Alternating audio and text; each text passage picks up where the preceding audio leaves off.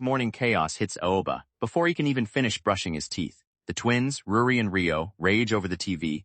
Their mother rushes out for work, and Aoba is left holding the remote, the schedule, and the whole house together. With the picture book still on the table, Aoba drags himself into another busy day. Ever since starting high school, caring for his siblings while his parents work has become his normal life. And by the time he reaches preschool, he already looks worn down. Still, one look at Ruri and Rio's bright smiles reminds him why he keeps going. But peace does not last long, because at school, someone suddenly calls out to Miharu with a tempting offer. A group date. His classmate pushes hard, saying Aoba should take a break from childcare and enjoy youth for once. Aoba refuses at first, then asks if he can bring his siblings, turning the whole invitation into a stunned disaster before Mikage tries again with talk of romance. Then all attention shifts to Mizudori Yuki. A boy nervously asks her out after school, but she calmly turns him down and the classroom buzzes. Beautiful, distant, and unreachable, Mizudori remains the girl everyone admires from afar. Rumors paint Mizudori like someone from a fairy tale. A princess face, a guarded heart, and a smile no one has ever seen. Because she rejects every invitation and never softens her expression, classmates have started calling her the Ice Princess. Aoba listens, but romance still feels far away from his world.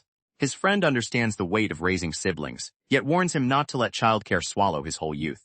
Aoba brushes it off, until one thought quietly lingers beneath the school sky. That night, while reading The Unsmiling Princess in the White Castle to Ruri, Oba's mind drifts straight to Mizudori.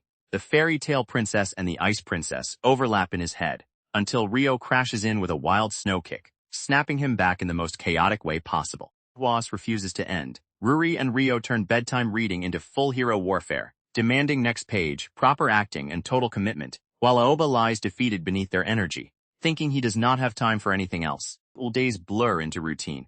Dinner, dishes, baths, bed. Aoba carries it all with quiet exhaustion, even eating leftover Yoshinoya alone under the night. When his mother finally comes home, he is already sinking from another day spent holding the family together. After school, Aoba finds Rio's White Braver's snow rod hidden in his bag. Embarrassed but alone, he acts out Snow White's move for 1 second, only to realize Mizudori has been standing right there, watching everything. Aoba freezes. Mizudori's calm stare makes silence feel deadly, and when she steps closer and calls him Oba-kun, his panic spikes.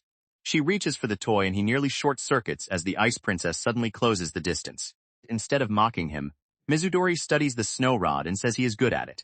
Oba's shock deepens when she asks if he watches White Bravers, and even more when he realizes she knows his name.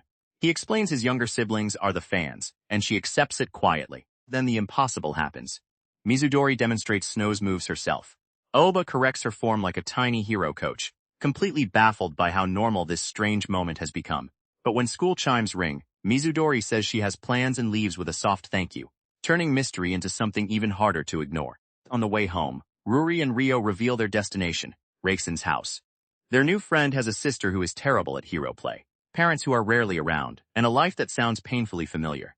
Aoba listens, realizing another family may be carrying the same quiet weight as his own. Twins proudly say, Rei-kun never gets lonely because he has his sister, just like they have each other. Then they arrive, ask for Rei-kun's last name, and the answer lands like lightning, Mizudori. The door opens, Rei-kun appears, and behind him stands the very Ice Princess herself. Nameplate says Mizudori, and Aoba's brain stalls. Door opens to Mizudori herself, holding Rei close while Ruri and Rio charge in like nothing is strange and instantly choose White Braver's roles. Inside, children explode into hero play, waving toys and shouting lively around room.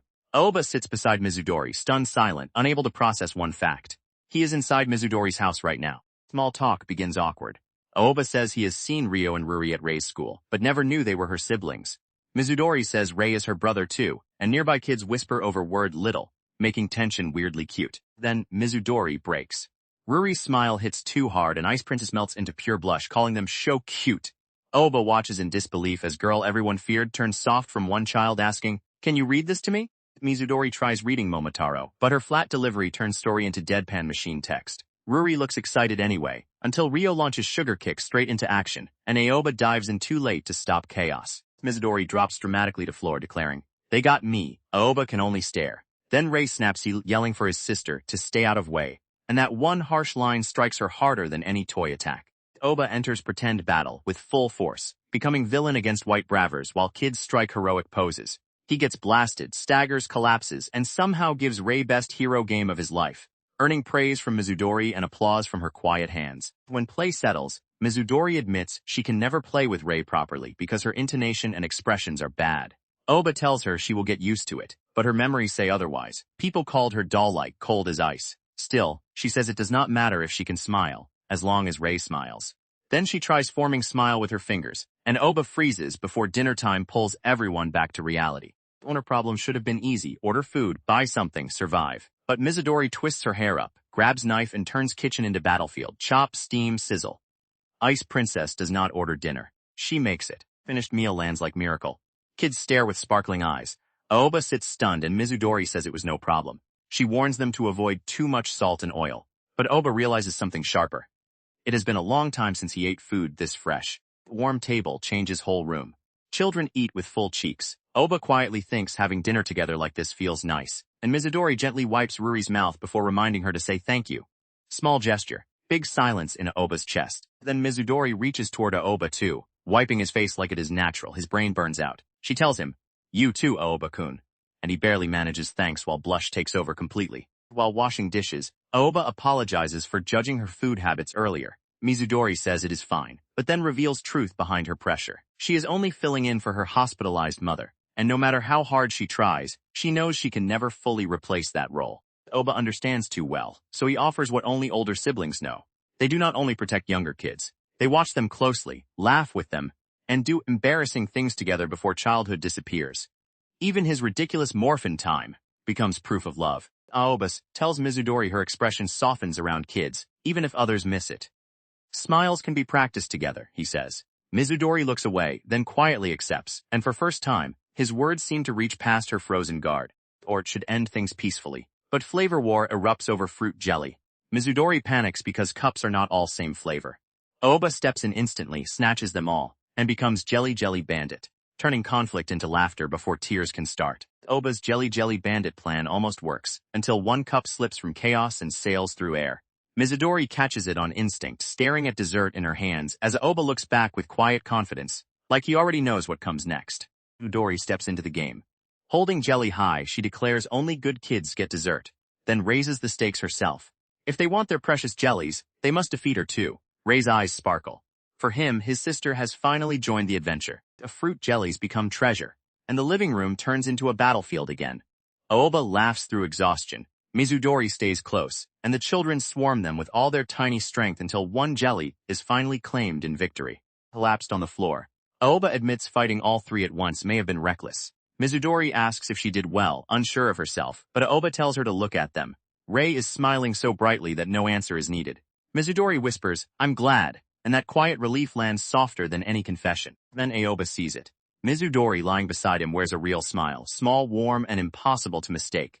His eyes widen as the Ice Princess melts for one fleeting second right in front of him. Aoba jolts up so violently the children scream, "What?" Rushes over in panic, asking what happened, but the truth is even bigger than the noise. Rei saw it too. His sister was smiling. Mizudori touches her own mouth, stunned by the idea. She tries again with her fingers, asking if she is smiling now, but Rei shuts it down instantly. Nope. Aoba only watches with a soft look, realizing the real smile came naturally, and vanished before she could understand it. After the fairy tale thought returns, the princess, the two little ones, and the prince from far away, Aoba leaves Mizudori's home with thanks. She answers politely from the doorway. Rei waves, and the door begins to close. But before Aoba can fully walk away, Mizudori calls his name, Aoba-kun. Mizudori stops Aoba at doorway with one quiet question. "Will you come again sometime?" Her hand rests on his backpack, and Aoba turns back in surprise because Ice Princess asking him to return feels impossible. Mizudori explains why. She was able to smile because of him, and she wants more reasons to keep smiling for people she cherishes most. Rei calls out, "Hey Nini," under moonlight, while Aoba hears words that sound almost like fairy tale invitation. Or one breath, Mizudori looks like princess from storybook, asking if Aoba can bring smile to her face again. Aoba stares, stunned, while younger siblings watch with wide eyes. He tells himself he is no prince, only commoner caught in something far warmer than he expected. Well, Aoba takes her hand. If Princess wishes it, no matter how many times it takes, he will gladly visit her castle again. Outside Mizudori home's strange first visit ends not with goodbye, but promise. Next day, Chapter 2 opens with familiar chill. Mizudori rejects another confession with same calm line. "I have plans after school today." Classmates whisper that Ice Princess did not even twitch, wondering what secret plans she always has. Aoba cannot stay silent. He blurts that it is nothing romantic. Mizudori looks after her brother. But even while defending her, he is still shaken by yesterday. He was at her house, and both of them were caring for little siblings. Lunch break hits, and Aoba's friend arrives with food, but Aoba slips away toward the bathroom. Mizudori glances after him. His mind returns to night before, when he asked what she meant by bring a smile to your face, and she answered that she wanted them to keep coming over and playing. Mizudori's face had melted so hard she told them to come anytime, leaving Aoba stunned. Now, washing his hands at school, he wonders what their relationship even is. Still, he decides Mizudori is doing this for Rei, and he is happy kids will get more chances to play. Hallway shifts when Mizudori walks by. Girls whisper over her beauty. Aoba watches from distance, and gap between them feels huge again, until she approaches him directly and breaks that illusion in one step. Mizudori stands way too close and calls Aoba-kun. Stares gather fast, whispers spread faster, and Aoba panics under attention. But her urgent question is not romance, not mystery, not scandal. She only wants to know Rio and Ruri's favorite foods. Aoba answers curry, and Mizudori leaves with quiet thanks, clearly preparing for her brother's sake. Yet classmates start buzzing about how close they looked, while Aoba laughs too hard, relieved their teacher's warning saved him from becoming rumor target. Even so, doubt creeps in as he returns to Mizudori house. Maybe visiting was mistake. But before he can think too deeply, Ruri announces today's game with full force. Playing house. Roles will be chosen by lottery and nobody is ready. Aoba tries to define his bond with Mizudori while cards scatter on floor. Not friends. Maybe classmates. Maybe fellow guardians. Then lottery reveals nightmare comedy. Aoba is older brother, Mizudori is younger sibling, and his brain accepts only one answer. Siblings. Roles lock in. Aoba becomes older brother, Mizudori becomes little sister, Rei becomes dad, Rio becomes dog, and Ruri becomes mom. Fake family dinner begins cheerfully, until Aoba realizes Mizudori is now calling him Oni-chan in his imagination, and panic hits. He glances at Mizudori, desperate for denial. She answers with blank baby talk. Goo goo, relief crashes over him. No forbidden little sister fantasy, no weird hidden meaning. Mizudori chose baby role because fewer words means fewer acting mistakes. Then Ruri hands Aoba baby bottle and asks Nini to give milk to his little sister. Rio gets fed by pretend mom in background, while Aoba surrenders to roleplay. He raises bottle, mutters that it is time to eat, and Mizudori calmly plops her head onto his lap. Mizudori drops fully into baby role, resting against Aoba with blank, goo goo. Aoba's brain nearly explodes. She is only acting, so he tells himself to take it seriously. But her smooth hair, shampoo scent, and impossible closeness make that mission collapse instantly. After feeding ordeal ends, Aoba is left panting like he survived battle, while Mizudori politely says, "Thank you for the food." Then she explains baby care with shocking detail. After milk, babies need burping, or swallowed air can make them vomit. Aoba can only stare. She knows this because she once did it for Rei. That answer makes Aoba pause. He asks if things were different with Rio and Ruri, and quiet settles between them. Then truth slips out in kitchen. His parents remarried. Ruri and Rio came with his stepfather, so Aoba never knew them as babies. While Mizudori cooks beside him, Aoba explains further. His stepdad had been one of his mother's clients. Both parents were workaholics, and there had even been talk of hiring a nanny. The twins played nearby back then, unaware of how much had already shifted around them. Udori understands instantly. Aoba stepped up for both twins himself. He admits it, then remembers lonely days before remarriage. Just him and his single mother. Meals left with notes, and confusion he was too young to understand. So Aoba chose differently. He did not want Rio and Ruri to feel that same loneliness, or know what it was like to have nobody beside them. Mizudori listens in silence, and when he apologizes for making things heavy, she gently thanks him for telling her. Then Mizudori turns toward him with honest eyes and gives him words he never asks for. In her opinion, that makes him even more amazing. No matter how anyone looks at it, she says, Aoba and twins have always looked like real siblings. Aoba tries to deny it, flustered and awkward, but Mizudori does not let him run. You're a wonderful big brother, she tells him. Memories of Rio and Ruri's bright smiles fill silence, and even as Aoba insists he is not, Mizudori answers softly but firmly. Yes, he is. All dinner turns suspiciously perfect. Kids cheer over croquettes. Aoba realizes curry never came as Dori quietly accepts meal money from him. One envelope changes air, because to Aoba this is not small courtesy. It is line they may not be able to keep crossing. Mizudori refuses payment at first, saying he came all way here to play with Rei. But Aoba pushes back. Their parents said this must be done, and with kids involved, feelings alone cannot decide everything. If she will not take it, coming back becomes harder. Aoba finally says what has been sitting in his throat. A classmate visiting her home so often might look bad, and rumors could hurt Mizudori's reputation. Mizudori stares, confused, while Aoba admits one painful truth. People would call them mismatched before they called them romantic. Then Mizudori cuts through every fear with one calm sentence. To her, Aoba is not just classmate. His heart stops, her words hang in air, and for a second it sounds like answer to question neither of them dares name, until she drops it flat. What are you exactly? Aoba nearly breaks. Even Mizudori admits she is asking herself same question. But then her expression steadies, and she gives him one certainty. She would never make someone their favorite food if they did not matter to her.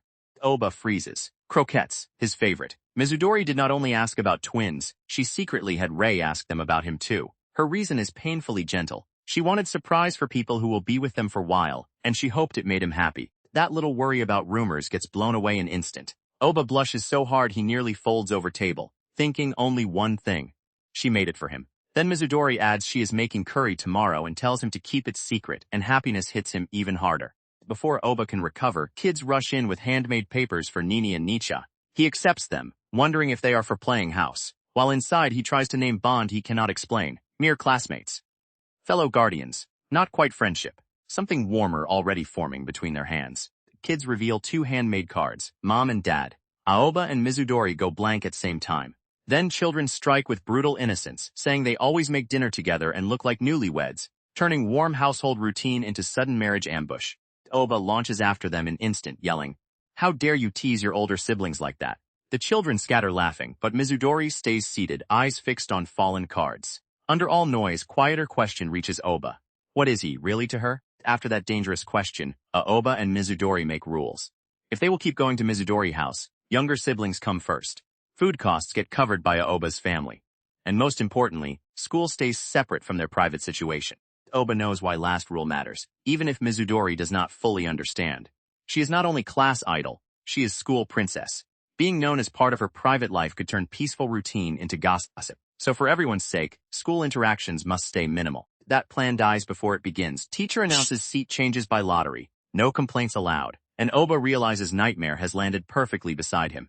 He and Mizudori now sit side by side for rest of term. Classmate notices immediately, whispering, "You're beside the princess. Hey, lucky you." Aoba brushes it off, but attention keeps coming. Another student invites Mizudori to karaoke after school, only for her to answer with usual wall. She already has plans, and admiration erupts in strangest possible way. Nervous girl named Ayaka blurts that she has admired Mizudori for a while, then screams one urgent request. What moisturizer does she use? Even Ice Princess pauses at that.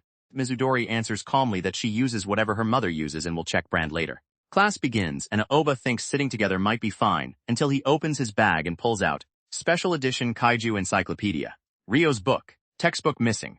Disaster now sits right beside Princess. Aoba sits frozen beside Mizudori, buried under classmates' judgmental stares. For almost 2 months, until summer break, Princess will be right next to him, and one wrong move could turn his quiet school life into gossip storm. Then Mizudori leans in and starts whispering about show Rei watched. Aoba's soul leaves his body. Their rule flashes in his head. Do not talk about siblings at school. So he waves her off fast enough to make her blink in confusion. Mizudori remembers rule with blank little cross gesture. But damage already spreads. After school, classmates catch Aoba packing up and ask if he is picking up his siblings again. One boy even explains to others that Aoba looks after twins because his parents are too busy. Conversation turns toward Mizudori before Aoba can stop it. Girl asks if she has siblings, and Mizudori raises finger toward her lips, silently protecting their secret. Aoba nearly collapses from stress, until school announcement calls Aoba Maharu and Mizudori Yuki to Inotani's staff room desk, whilst teacher Inotani brings them in one at a time, saying he will talk to Mizudori first. Aoba waits outside, worry chewing through him. When his turn comes, teacher asks if caring for siblings is becoming too much, whether he sleeps enough, and whether he is falling behind. Aoba answers that he is fine, but teacher points toward Mizudori's perfect scores and tells him to learn from her. Aoba snaps back that bad grades are intelligence problem, not sibling problem. Teacher laughs it off, then asks what he knows about Mizudori also caring for her little brother. Aoba says he already knows. Teacher's face changes. He asks if Mizudori has said anything, then reveals what has been bothering him lately. Her mother is still in hospital, and he wonders whether she has anyone else she can rely on. Mizudori's answer lands quietly and heavily. Yes, someone she can depend on. Teacher says she only recently took on this responsibility, and he has never seen that look on her face before. Meanwhile, Aoba bolts for his siblings, shouting apology over his shoulder, until teacher suddenly realizes exactly who Mizudori meant. Aoba hears Mizudori's words echo from behind door. Someone I can depend on. His face lifts in shock, and teacher quietly smiles, saying that is exactly expression he wanted to see. Aoba hurries away, but thoughts chase him harder than footsteps. He wonders if Mizudori already left, regrets not having her number, and remembers she tried to tell him something during class. Maybe about Rei. Now he cannot wait to talk to her. At preschool gate, Answer waits in sunlight. Mizudori stands alone in front of building, still and calm, while Aoba stops short behind her. One look at her quiet face tells him she has been waiting with something on her mind. Mizudori turns and immediately begins. So there was this show Rei was watching. Aoba almost laughs from relief. After all that tension, she had stood outside his sibling's school because she wanted to talk about Rei's TV show. Preschool kids spot them together and cheer. They came together. Aoba and Mizudori start heading home with children until a shoe slams down in front of them and furious voice cuts through peace. Hold it right there. Ayaka appears like Storm, demanding, "What's going on here?" Somebody explains. Aoba and Mizudori freeze in matching panic. Then Rei asks if she is Nicha's friend, and Ayaka gasps at his face, instantly declaring Mizudori's little brother a prince in the making. Ayaka's rage melts into worship. With Aoba, Mizudori and Rei lined up before her, she squeals that their beautiful faces are a feast for eyes. Once Aoba explains Mizudori is only picking up her younger brother from preschool, Ayaka accepts secret with sparkling delight. Ayaka reveals her own little sister is in 4th grade, then proudly shows photo proof. Child already wears makeup because Ayaka uses her for practice when school is out. Mizudori, unfamiliar with cosmetics herself, looks genuinely impressed. So Ayaka suddenly suggests they go look at cosmetics after school. Ayaka invites Mizudori out after school, but Mizudori shuts it down without hesitation. She already has plans. Those plans are not glamorous at all. Rei calls for Nicha, asks her to help make a sandcastle, and Mizudori accepts, even knowing her uniform will get dirty. Ops and pats sand with complete seriousness. Asuka stares, stunned by impossible sight. School princess playing in dirt. Aoba gently reminds her she admires Mizudori, and Ayaka answers with shining certainty. Of course she does. Every girl admires princesses. Ayaka's gaze softens as she big words fully land. Rei runs up with bright pride, holding out muddy sand dumpling. Nicha, I made a dangle. Mizudori looks down at tiny offering, and Ayaka's eyes lock onto it like something precious and dangerous. Memory opens. Ayaka remembers plain middle school self, girl who never wore makeup, never tried to look fancy, only admired manga anime princesses from afar. Then entrance exam day came, and she saw Mizudori for first time. To Ayaka, Mizudori was everything storybooks promised. Beautiful, elegant, pure, like princess walking through real world. But that beauty also created distance. Ayaka realized she could never be like her. So all she could do was watch and wish they could at least become friends. Back in Sandbox, truth becomes painfully clear. Ayaka had stopped herself not because she hated dirt, but because she did not want to stain someone she admired so much. Then Rei's dango slips, drops, and breaks apart with tiny, devastating crack. Ayaka panics, apologizing to Rei again and again, but Rei smiles and says it is okay, he can make another. Aoba tries to calm her. Mizudori quietly calls her name, then reaches out and places broken dango into Ayaka's hands. Ayaka short-circuits from sudden contact, but Mizudori presses her muddy hand firmly against Ayaka's. No practiced smile follows. No perfect princess mask appears. Mizudori only admits plain and honest, I'm not very good at smiling. Mizudori admits weakness without hiding. She is not good at playing with kids, and smiling together still feels hard. But Aoba's words remain inside her. If smiling can be practiced with someone, then even this impossible thing becomes goal she wants to reach. Then Mizudori says it with clear eyes. If getting dirty is price for making someone happy together, she will gladly do it. Ayaka stares at mud on princess uniform and thinks only one thing. So pure. Ayaka explodes. She throws herself into mud, shouting that she wants us to get dirtied too, and children instantly join chaos with bright cheers. Aoba tries to stop them, but too late. Mud, sand, and laughter swallow everyone whole. Together they build castle. Children beam around sandy towers, proud and muddy from head to toe. Mizudori claps with soft, melting smile while Ayaka stands beside Aoba, completely oblivious to miracle happening right in front of her. Aoba quietly tells Ayaka truth behind Ice Princess. Mizudori does not talk much and her expressions are hard to read, so people idolize her and call her untouchable. But beneath that frozen label, she is like everyone else. He continues, voice gentle. Mizudori loves her brother and all she wants is to smile. Not legend, not doll, not distant princess, just normal girl carrying ordinary wish with clumsy, honest hands. Ayaka finally faces Mizudori properly. She realizes she placed her on pedestal without ever trying to understand her, and that admiration alone was not enough. So she asks one terrifying simple question. Is it alright if they become friends? Ayaka celebrates like victory after getting Mizudori's contact info, then even grabs Aoba's too just in case. Soon Aoba says everyone is muddy and should head home, but Mizudori gives him flat stare and says she does not mind either way, leaving Aoba mildly shocked. because Princess may be harder to read than ever. Mizudori asks Aoba for his number too, calm as ever, while Aoba nearly combusts from embarrassment. Then his phone confirms it, Mizudori. Yuki added. Contact info secured. Quiet boundary between school and private life cracks again. At school, Ayaka brings new bait. Flyer for gemstone exhibit. The brilliance of the stars. Since Mizudori wears gemstone hairpins, she thinks she might be interested. Mizudori touches accessory and says it is only charming gift from her father, not something she personally studies. Ayaka hesitates, then points out obvious problem. Crowds would make bringing Rei difficult. Nearby, Aoba hears weekend talk while friend asks him to see movie Saturday. Aoba refuses because his mother works, and he must watch Twins again. His friend understands too well, muttering how caring for child looks brutal whenever he sees his own older sister. Then he warns Aoba not to push himself until he breaks. Aoba answers lightly, but words land heavier than he admits. At Mizudori home, toy pops and Mizudori loses again, making kids laugh because it is third time in row. Around them sit proof of her packed life, sewing tools with Rei name tag, English study books, folded laundry. Aoba quietly watches all of it. Mizudori holds transformation toy while call rises for White Bravers episode. Aoba notices exhibit flyer from Ayaka and asks if she plans to go. Mizudori says she has not answered yet, and Aoba remembers warning ringing in his head. Take break before it wears you out. So Aoba offers simple solution. Why not go with Ayaka this weekend? He will look after Rei. He even invites Rei to his place. And Rei's excited. Can I? Makes offer feel easy. Until Mizudori goes strangely quiet. Aoba laughs it off as surprise and says she can rest while he watches Twins too, even suggesting she see movie with Mikaj. Mizudori's eyes sharpen with concern. Then she cuts through his kindness in one sentence. Unlike her, Aoba looks very tired. Aoba short-circuits at Mizudori's blunt diagnosis. Then game explodes into chaos.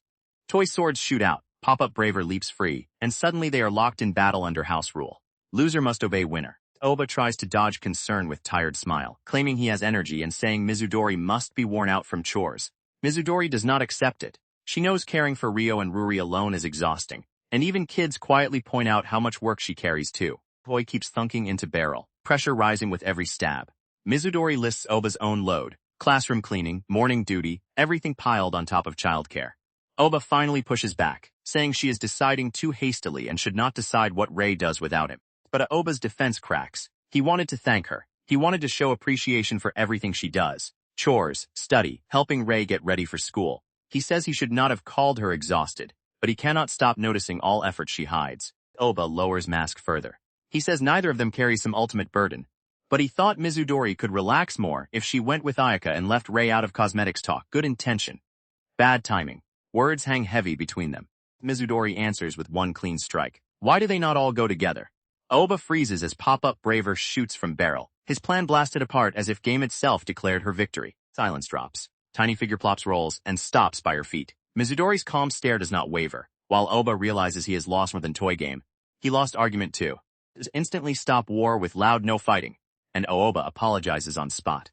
Mizudori chooses outing for everyone this weekend. Explaining Aoba makes kids feel safe, understands their situation, and matters more than he lets himself believe. Mizudori chooses everyone's outing, and night settles over Aoba's home.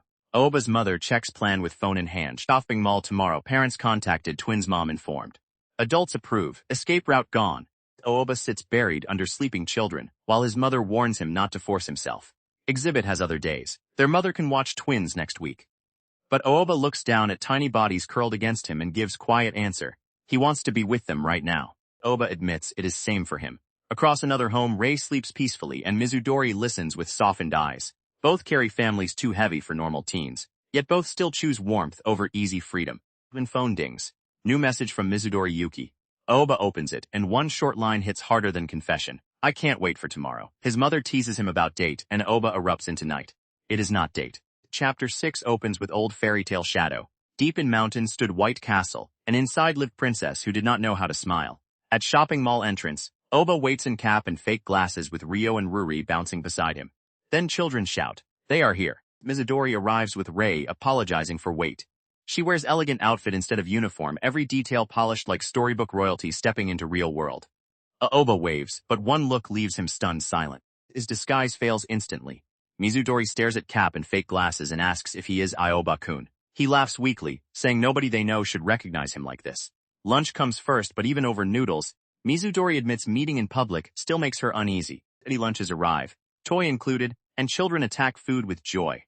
Ah's motherly warning echoes again. Have fun on your date. while he tries to swallow embarrassment. Then twins casually declare restaurant food good, but not as good as Reikun's Nine makes. Mizudori melts on spot, flustered and glowing, while Aba watches and thinks, these two are dangerous. Lunch ends with one dangerous thought hovering over table. Maybe this strange little group already counts as normal. Then Rio swings Kitty Meal toy blade through open air, and Aoba snaps back into caretaker mode, begging him to put it away before harmless fun becomes public disaster. Aoba guides Rio toward bathroom, but nearby display stops him cold. The unsmiling princess in the White Castle is getting movie adaptation. Fairy tale princess who cannot smile returns right as Mizudori stands in mall with children at her side. And question feels almost too pointed. Can prince make princess smile? Before quiet mood can settle, two flashy men approach Mizudori. One asks if she wants to hang out, then dismisses children as brats who do not count.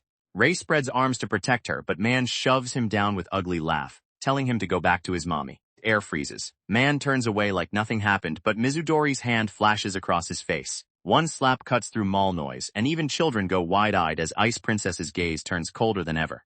Aoba steps in before anger can spiral. He pulls Mizudori close behind him and faces men with sharp calm, asking them to leave her alone. They bark back, confused by stranger in cap and glasses, while Mizudori and Aoba both stand their ground. Toy blade lies on floor, absurd and harmless, yet tension makes it look like weapon.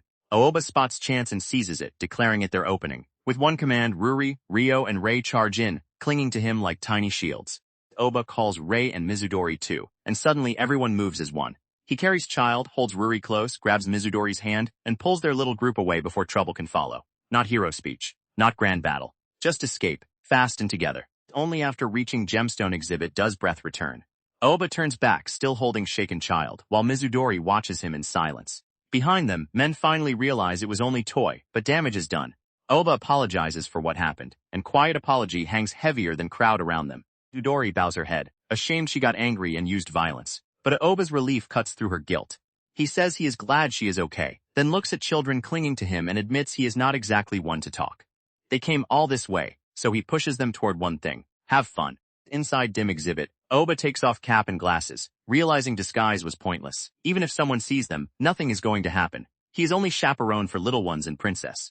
Yet fairy tale title nearby whispers dangerous comparison. Only few ever made unsmiling princess smile. Aoba stops before glowing sunstone and Mizudori glances back. Stone shines with tiny reflections trapped inside, warm and soft like light caught in glass. Mizudori looks at it and murmurs that it feels like its own patch of sunlight. Aoba asks if she means brightness like this, and Mizudori says yes, figuratively. Then her words turn toward him. Since Aoba started coming over, her house has felt filled with sunlight. He tries to joke it away as extra chaos from tiny rascals. But her quiet tremble says something deeper is coming. Mizudori believes now that someday she might smile. And maybe, since that day, Aoba has made her wish for that happiness for herself. The question hangs beside him like confession. Will he bring smile to her face again? Aoba panics, calls it exaggeration, then bumps into her by accident, nearly sending both hearts off balance. Aoba begs her to forget earlier rescue, convinced he looked lame. Mizudori answers without hesitation. He looked cool, really cool, just like true prince. One sentence slips past every defense, and Aoba hides his burning face behind shaking fingers. For one brief second, Mizudori smiles behind his hand, and Aoba catches it. Then Ray calls that they need to keep going, and moment vanishes. Aoba grabs her shoulder, startled, wondering what he saw. Mizudori turns back with blank face, asking yes, as if miracle never happened. Aoba loses nerve and says never mind. Outing ends at mall exit with quiet thanks, but Mizudori's warmth keeps spilling over. She promises she will cook anything next time they visit. Children explode with joy while she melts under their cheers, leaving Aoba with one secret image burned into him. That almost smile. Ride home turns dangerous in gentlest way. One twin tells Aoba that Reikun's Nine looked like princess, then asks why. Aoba remembers Mizudori's words. Cool, like true prince, and his face collapses behind hand as compliment hits harder than mall trouble ever did. Night wraps around home, but memory refuses to fade. Aoba sees sleeping children, quiet bathwater, and that moment where he grabbed Mizudori's hand without thinking. Then her calm face appears again, beautiful enough to stop time, and his heart has nowhere left to hide. Even in bath, Aoba stares at his own hand like it betrayed him. What expression was Mizudori making beyond his fingers when she said those words? The line repeats, softer and deadlier each time, until he yells into steam that he will not forget it for a while. Morning arrives, but his body loses battle first. Alarm clock marks 3:08, thermometer screams 38.2, and Aoba lies flushed and sweating, calling everything mess. Yesterday's crowd, long bath, and emotional overload finally collect their debt. School, Aoba's empty desk answers before anyone can. Fifth period begins, and classmates say he left early with fever. Mizudori hears it, remembers his awful condition that morning, and silence tightens around her worried eyes. Back in bed, Oba still thinks like caretaker before patient. If fever drops, he will pick up twins. If not, school must hold them until mom can come. He even plans notes from Mikaj, until exhaustion drags him under. And at preschool gate, children spot Rei's Nine instead. Mizudori asks whether Oba-kun still has not come for twins. Not yet. That answer is enough. She calls Oba Maharu, gets no response, then sees he has not answered Mizudori's either. Worry turns sharp, and she presses call again until someone finally says hello. Mizudori introduces herself as Miharu-kun's classmate and asks if she is speaking to his mother. Meanwhile, Aoba lies alone under covers, staring at ceiling like fever has peeled back time. He thinks this must be dream. Back to apartment ceiling from when it was only him and his mom. Fever drags Oba into haze and guilt follows right behind. He remembers how his fever spiked after school, how he avoided calling his mother because she was at work, and how he got chewed out later. Then eyes open to impossible sight, Mizudori, Rei, and twins all staring down at his bed. Oba can barely answer when child asks if he is sick. Mizudori takes control with quiet precision, telling children to wash hands and wait in another room so he can rest. Outside Otogi preschool, Oba's mother thanks her over phone, relieved someone finally asked for help he would never request himself. Left alone beside Oba's bed, Mizudori sits in silence watching him sleep. One soft laugh slips out, then she hesitantly reaches out and pats his head. Again. Oba murmurs in fevered sleep, and her expression softens as if touching fragile warmth. Oba's fevered mind sinks deeper, back into loneliness he thought he had outgrown. Cold room. Working mother. Nothing he can do. Recently, Ruri and Rio have always been beside him. But now, through thick sleep, he hears music and wonders if someone is singing. Mizudori stands at bedside and sings softly. Aoba wakes enough to recognize her, shocked and flushed, while memory overlaps with another lesson. Baby Rei crying, young Mizudori asking her mother what feelings belong in lullaby, and learning answer was not efficiency, it was reassurance. Memory finishes with gentle truth. Sing so child knows he is not alone. Now Mizudori carries that lesson into Oba's room, eyes closed as voice fills quiet air. Oba lies stunned, wondering why she is here, why she is singing, and why that warmth reaches him so deeply. Then reality cracks mood wide open. Mizudori's lullaby is clumsy. Twinkle, Twinkle turns into a wobbling song, and Oba mentally admits she is kind of bad at it. Downstairs, children laugh loudly, confirming why she came, while Oba panics over oversleeping, thanking her, and apologizing first. Before he can speak, Mizudori leans close and whispers one simple wish. She hopes he gets well soon. Oba freezes with fever-red face, apology trapped in throat. Her song may be awkward, but her care lands perfectly, and lonely room no longer feels empty. Mizudori's apology comes in whisper. She blames herself for inviting Aoba out yesterday, as if his fever belongs to her. Aoba forces himself upright, body wobbling, and asks why she would say something so painful. Strength betrays him instantly. Aoba collapses with loud thud, reaching toward Mizudori's feet while she stands with school bag in hand. Even fallen on floor, he insists he was already half awake and was going to pick up twins. Until Mizudori quietly tells him she already got his mother's permission and sent him message. Oba's fevered face softens into tired smile. Yesterday was fun, he says. Ruri and Rio had blast too, all because Mizudori invited them. She reaches out and touches his forehead, and for once his gratitude lands before his guilt can swallow it. Her hand rests against bandage and heat, and Mizudori admits it plainly. Both Rei and she had fun too. Then caretaker mode returns. She orders him back to bed because he is still sick, offers water, asks if he needs anything, and even suggests another lullaby, which makes him panic faster than fever ever could. Midori sits by bed with small puff of courage, hiding face against blanket. When Aoba feels better, she asks, will he go out with her, somewhere together again? Voice is quiet, but impact is enormous. Answer waits beyond room.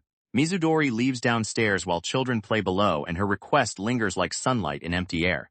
Later, talk shifts to Oba's house. So big even after year there, he still has not gotten used to it because house belongs to twins' dad. At doorway, Mizudori and Rei face man in suit. Rei wonders if he is friend of Ruri and Rio, then maybe Miharu-kun's. Man gives polite introduction with calm smile. He is twins' father and Miharu-kun's dad. Night settles over big house. Aoba, feeling better, thinks he should contact Mizudori later to thank her. But before he can return to quiet, man calls from stairs, asking if Miharu-kun is better. Aoba stiffens and answers carefully. He sees Hiromitsu-san is back. Hiromitsu is home for first time in month, already saying he will only stay week. Aoba asks if he can finally take it easy, but twins care about one thing more. Nini, are you okay now? Aoba pats both heads and apologizes for failing to pick them up. Warm reunion barely lasts. Hiromitsu calls him Miharu-kun, and whole room tightens. He asks to talk, then drops brutal number under starless mood. On midterms, Aoba ranked 125th out of 187 people. Parents try to soften blow with smiles, saying high school workload may be harder and middle school grades were good. But kindness cannot hide reality. Hiromitsu admits he knows Haruko-san raised Aoba alone, and that he is in no position to lecture, then warns that if grades continue like this, they may need babysitter for Ryo and Ruri like before. Aoba snaps. He rattles forward, shouting that his grades have nothing to do with twins. But Hiromitsu asks if he can truly say caring for them takes none of his time. Then he lands hardest line with calm face. If twins interfere with Aoba's future, he must bring it up as father of all three. Inside, Aoba's rage curdles into absurd honesty. While squeezing burger patties, he mentally screams that Hiromitsu should try being home more himself. Mizudori, cooking beside him, notices instantly and asks if everything is all right. Aoba deflects, asking whether her grades ever worry her when she studies at home.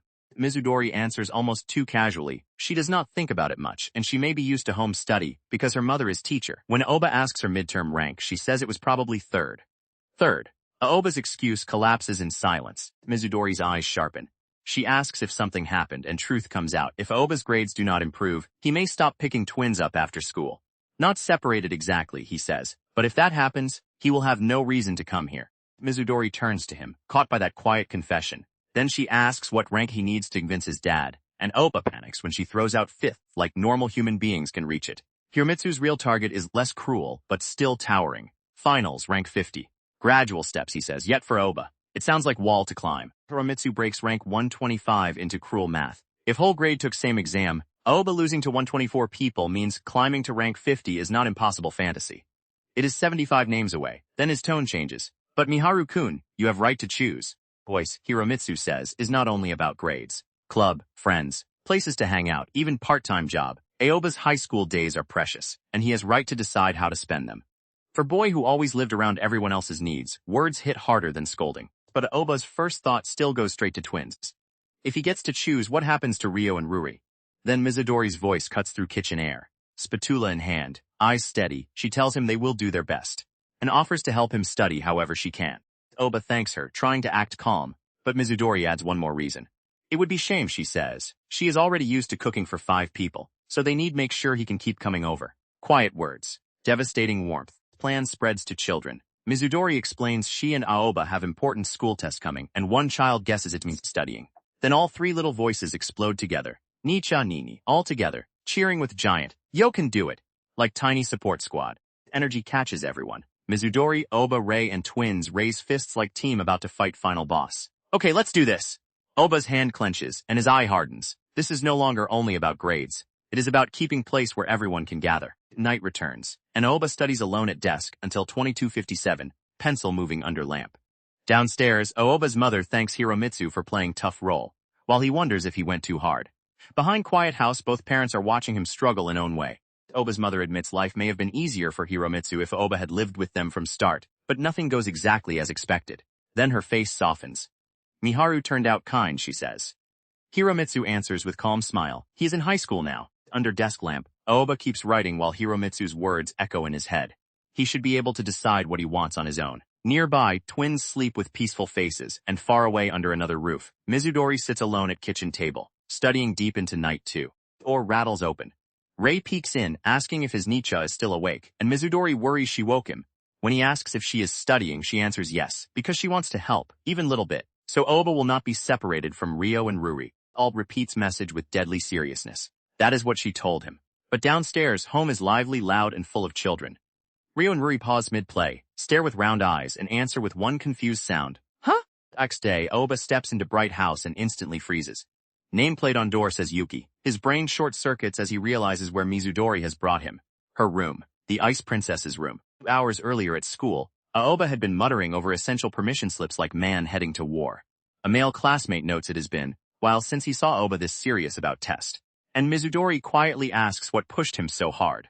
Aoba can only answer that studying is necessary right now. During break, Aoba wobbles from exhaustion, blaming late nights and sibling sleep schedules while reaching for coffee. Then, Mizudori calls out to Mikage-san, so sudden Aoba jolts.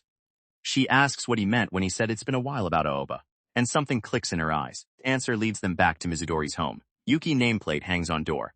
Aoba, Mizudori, Rei, Ryo, and Ruri gather in hallway, and Mizudori opens way into private space. Then she states plan with calm force. Until test 2 weeks from now, Oba can use her room to study. Oba nearly combusts. Mizudori says it will be easier to concentrate alone, and if he needs anything, he can contact her by phone. Downstairs, she tells children they will be playing until tests end. Oba sits at her desk in stunned silence, surrounded by her bed, her dresser, her whole quiet world, and every glance becomes dangerous. Oba sits in Mizudori's room, surrounded by danger disguised as silence. Then knock comes. Mizudori brings drink, asks if anything is unclear, and his concentration shatters on sight. How is he supposed to study when Ice Princess herself keeps appearing in soft home clothes? He asks her to check answer. Trying to survive like normal student. Mizudori leans in, confirms it, then casually pats his head with blank face. Oba freezes, seconds crawl. Then she pulls hand back and says she mistook him for Ray, while Oba slams into desk, screaming inside at Universe.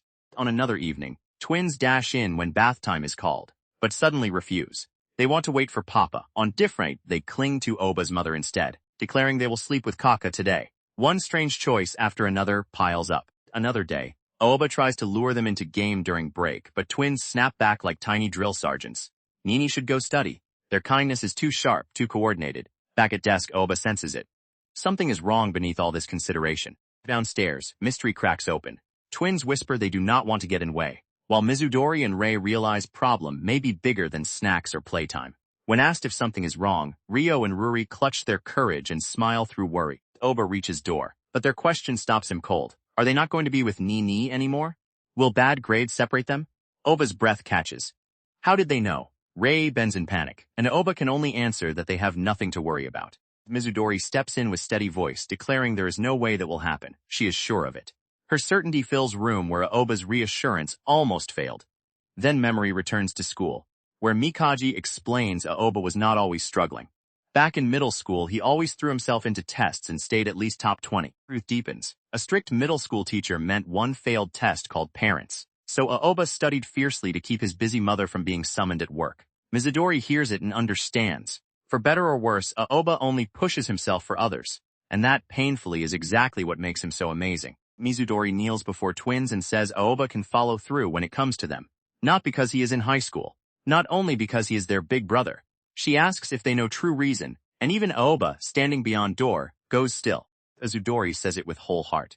Aoba loves both of them so much. Twins stare, stunned for one breath, then answer bursts from their faces. That is it. That is truth they were too scared to trust. Aoba catches his own cheeks in panic, smacking face like emotion itself is ambush. Inside room, Mizudori tells twins to have more faith in him and wait.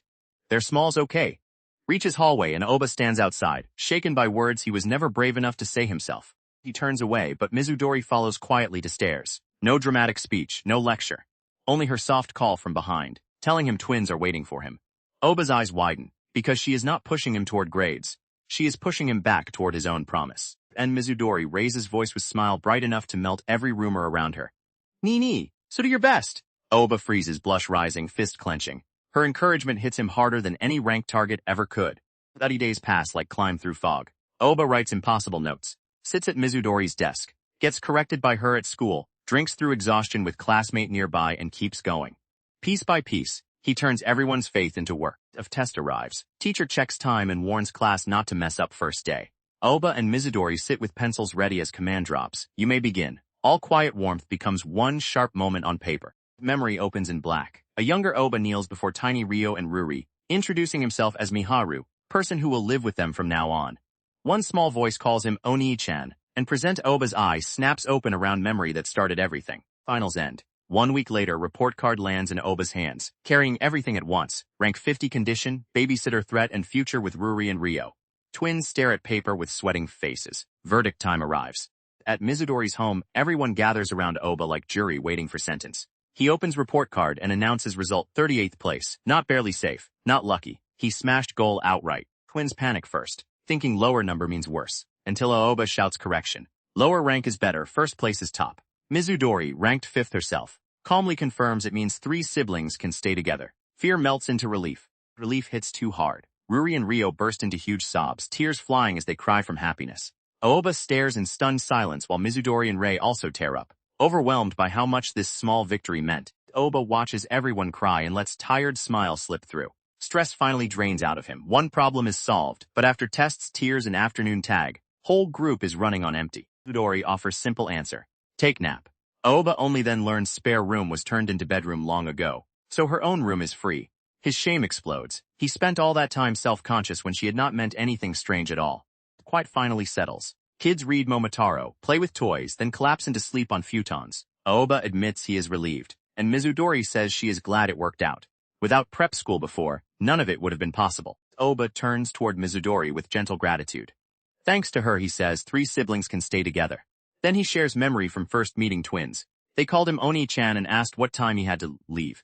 Mizudori listens, eyes fixed on him as past wound opens softly. Aoba explains what adults looked like to tiny children back then. Father always working, teachers at school, babysitters switching by schedule. No one stayed all day. No one stayed all night. So when Ruri and Rio asked what time he would leave, he understood exactly what they feared. He knew because he had once been same kind of lonely child. He told himself parents had work, adults had responsibilities, and even if he spoke up, no one would come sit beside him. Then he met twins and realized something painfully simple. Aoba could become person he had always wanted beside him. Toy hero in hand, tired eyes soft, he chose to stand where no one had stood for him. Not duty alone, not guilt alone. Something deeper had taken root. He says, reason he wants to stay with them is because he refuses to let them taste that loneliness. Then, looking at Mizudori across sleeping children, Aoba admits it clearly. Her help mattered because this choice is his own. Aoba smiles and thanks her with no armor left. Mizudori answers that she did not do much, but she does not let his effort vanish into modesty. Her hand slowly reaches toward him as she says he was one who worked hard. Then Mizudori gently pats his head and tells him, you did a great job. Aoba freezes under touch, surrounded by sleeping children and glittering quiet.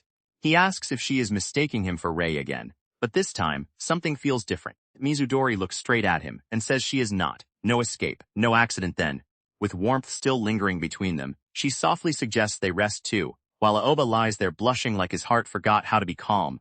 Night falls, and Aoba calls Hiromitsu-san from his room. Hiromitsu has reached hotel and already saw message about test, offering congratulations.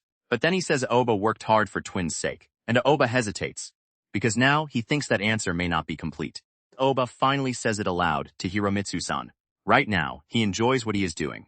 He once thought youth was something separate from him, something other kids chased, but memories with Mizudori and children prove otherwise.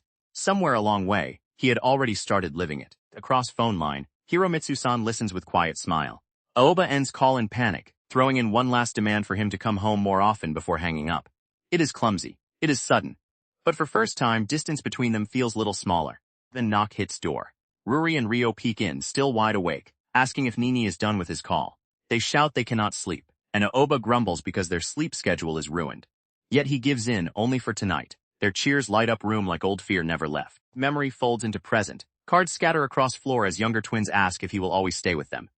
Aoba answers without looking away. He will. Always. Their smiles bloom around that promise, and weight behind his choices becomes impossible to deny. Next day, school turns towards summer. Teacher warns class not to cause trouble, not to make school receive angry calls. Then reminds them this is first summer break of high school life. Aoba and Mizudori listen quietly as word summer opens new door. Under blazing sky, vacation begins. Children launch into backyard pool with pure joy, water splashing everywhere as bare feet step across grass. Summer break is no longer distant dream. It has arrived loud, bright, and impossible to ignore. Aoba admits he had no idea what to do when kids begged for pool, but backyard solution worked. He worries Mizudori might not like crowded water park, while she calmly says large pool should fit 5 people. Aoba blinks, because she has already counted herself in. Before he can process it, Mizudori is already in pool. Kids explode with splashes around her, and Aoba can only stare from edge, stunned. Ice Princess did not hesitate. Summer has pulled her straight into their world. Mizudori lifts her face from pool, smiling like summer itself touched her. It feels so good, she says, while Aoba sits stiff as stone and children splash him from both sides, dragging him into season he still cannot handle. Wasp blooms fast. Children dive, balls scatter, and Aoba tries to manage whole tiny water battlefield from edge. Then toy water guns appear in small hands, grins turn dangerous, and one blast strikes before anyone can stop it.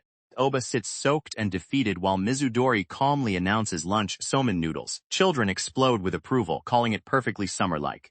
But as water drips down fabric nearby, Aoba's eyes catch something they absolutely should not. Dori rises from pool and starts wringing out her drenched hoodie.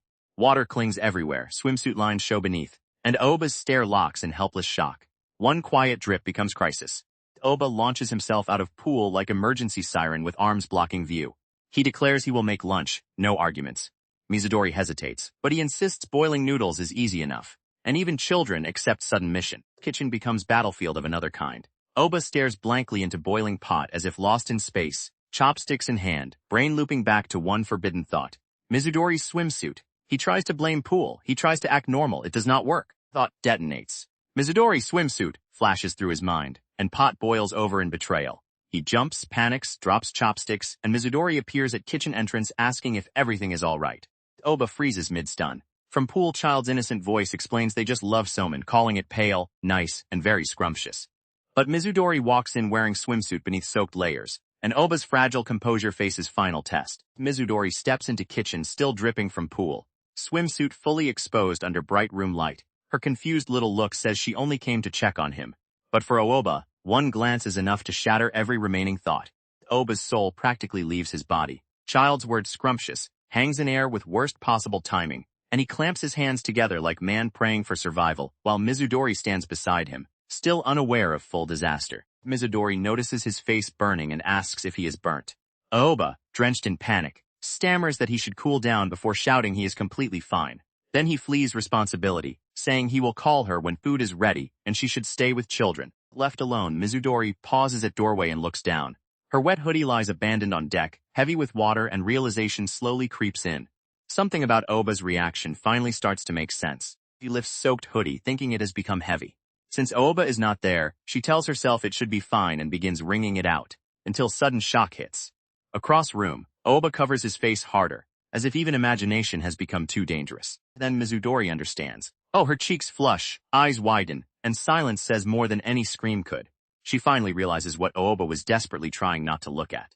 Aoba collapses in kitchen, overwhelmed by summer heat and something far more dangerous. Captions call it season so torrid it could melt any ice, while outside a child watches Mizudori zip wet hoodie back up, innocence and embarrassment colliding in same splash. With hoodie back on, Mizudori stands flushed but composed as caption declares first summer since he met her has begun. Moments later, everyone gathers around Somen. Children cheer that it is so scrumptiously good, and Aoba smiles in quiet defeat while Mizudori softly says she is glad to hear it. Summer break shifts to quiet shelves of Central Library. Aoba still visits Mizudori's house, but only after twins finish preschool, leaving rare free time before pickup. Book report looms, and Mikaj grumbles beside him, asking if he even knows what kind of book he is choosing. Between book stacks, casual questions turn personal fast. His friend asks about twins, then mother, then stepfather, and Aoba shuts that last one down with no comment. But next question lands sharper. What about princess? Suddenly, Mizudori's name is dragged into open air. Aoba tries to dodge, saying he and Mizudori are not really close. Fatal timing. From behind shelf, a calm voice repeats, you know, and his whole body stiffens as if library itself froze around him. Mizudori appears with another Ayaka. Cold aura in full force while Aoba shudders under her stare. Everyone ends up at same table by absurd coincidence, and his instincts scream one thing, this cannot end well. Book choices become first battlefield. Short-haired girl proudly picks original Little Mermaid. Aoba's friend chooses a trending fireworks book, while Aoba grabs novel with recent anime adaptation. Then Mizudori connects his pick to Ryo's favorite, and Aoba's suspicion instantly awakens. Aoba scrambles to explain. Mizudori only knows twins because her little brother attends same preschool. Mizudori calmly says she has met them multiple times, and mentions choosing book about palace chef struggles because dish illustrations look good. Even Mikaji notices. Mizudori cooks, and apparently every day. Mizudori wonders aloud if someone who has tried her food could judge it. Aoba freezes behind book, sweating as classmates whisper like they have found forbidden treasure. He sees trap closing, but before he can escape, Mizudori starts reading too, right into his hiding place. Short-haired girl calls Aoba, breaking tension, then asks how finals went after he worked so hard for twins. Aoba says he achieved his goal, but Mikaj presses deeper. What was real reason? Cornered, Aoba admits bad grades would have stopped him from looking after twins anymore. Aoba's friend stares at him, baffled. Any normal high schooler would be celebrating scores like that, but instead he is impressed Aoba pulled it off while caring for those rugrats. Aoba lowers his voice and admits truth. Someone helped him. All thanks to them. That one word changes air. Friend? Someone close? Quest pilot Fallist and Aoba dodges every label with stiff little answers. But Mikaj sees through vagueness, because Aoba almost never relies on anyone, and that means this person must be special. Aoba looks down and finally puts feeling into words. Whenever that person is around, whatever he is doing feels like right thing. Memories of Mizudori and smiling children line up beside him, while Mizudori herself listens from behind her book, struck silent by answer he never meant as confession. A soft chuckle slips out. Aoba freezes. His friend and Ayaka snap toward Mizudori in disbelief, asking if she really just laughed. For one impossible second, whole table witnesses something school rumors said could not happen. Mizudori hides behind book again. Everyone waits for proof, but her face has returned to full ice princess mode. Blank, cold, unreadable. Panic spreads around table. Was that smile real, or did summer heat make them hallucinate? Aoba exhales when Mizudori asks if something is wrong and he answers no. Tension breaks, at least for now. Then outside, under bright sky, Ayaka spots poster. Fireworks display next week. Summer offers next invitation. Plan forms in front of bulletin board. Aoba's friend suggests they all go and bring Rugrats too, promising 4 high schoolers can manage crowd. Aoba and Mizudori trade quiet glances, and silent question hangs between them. Can this become their next shared memory? Mizudori answers with soft certainty.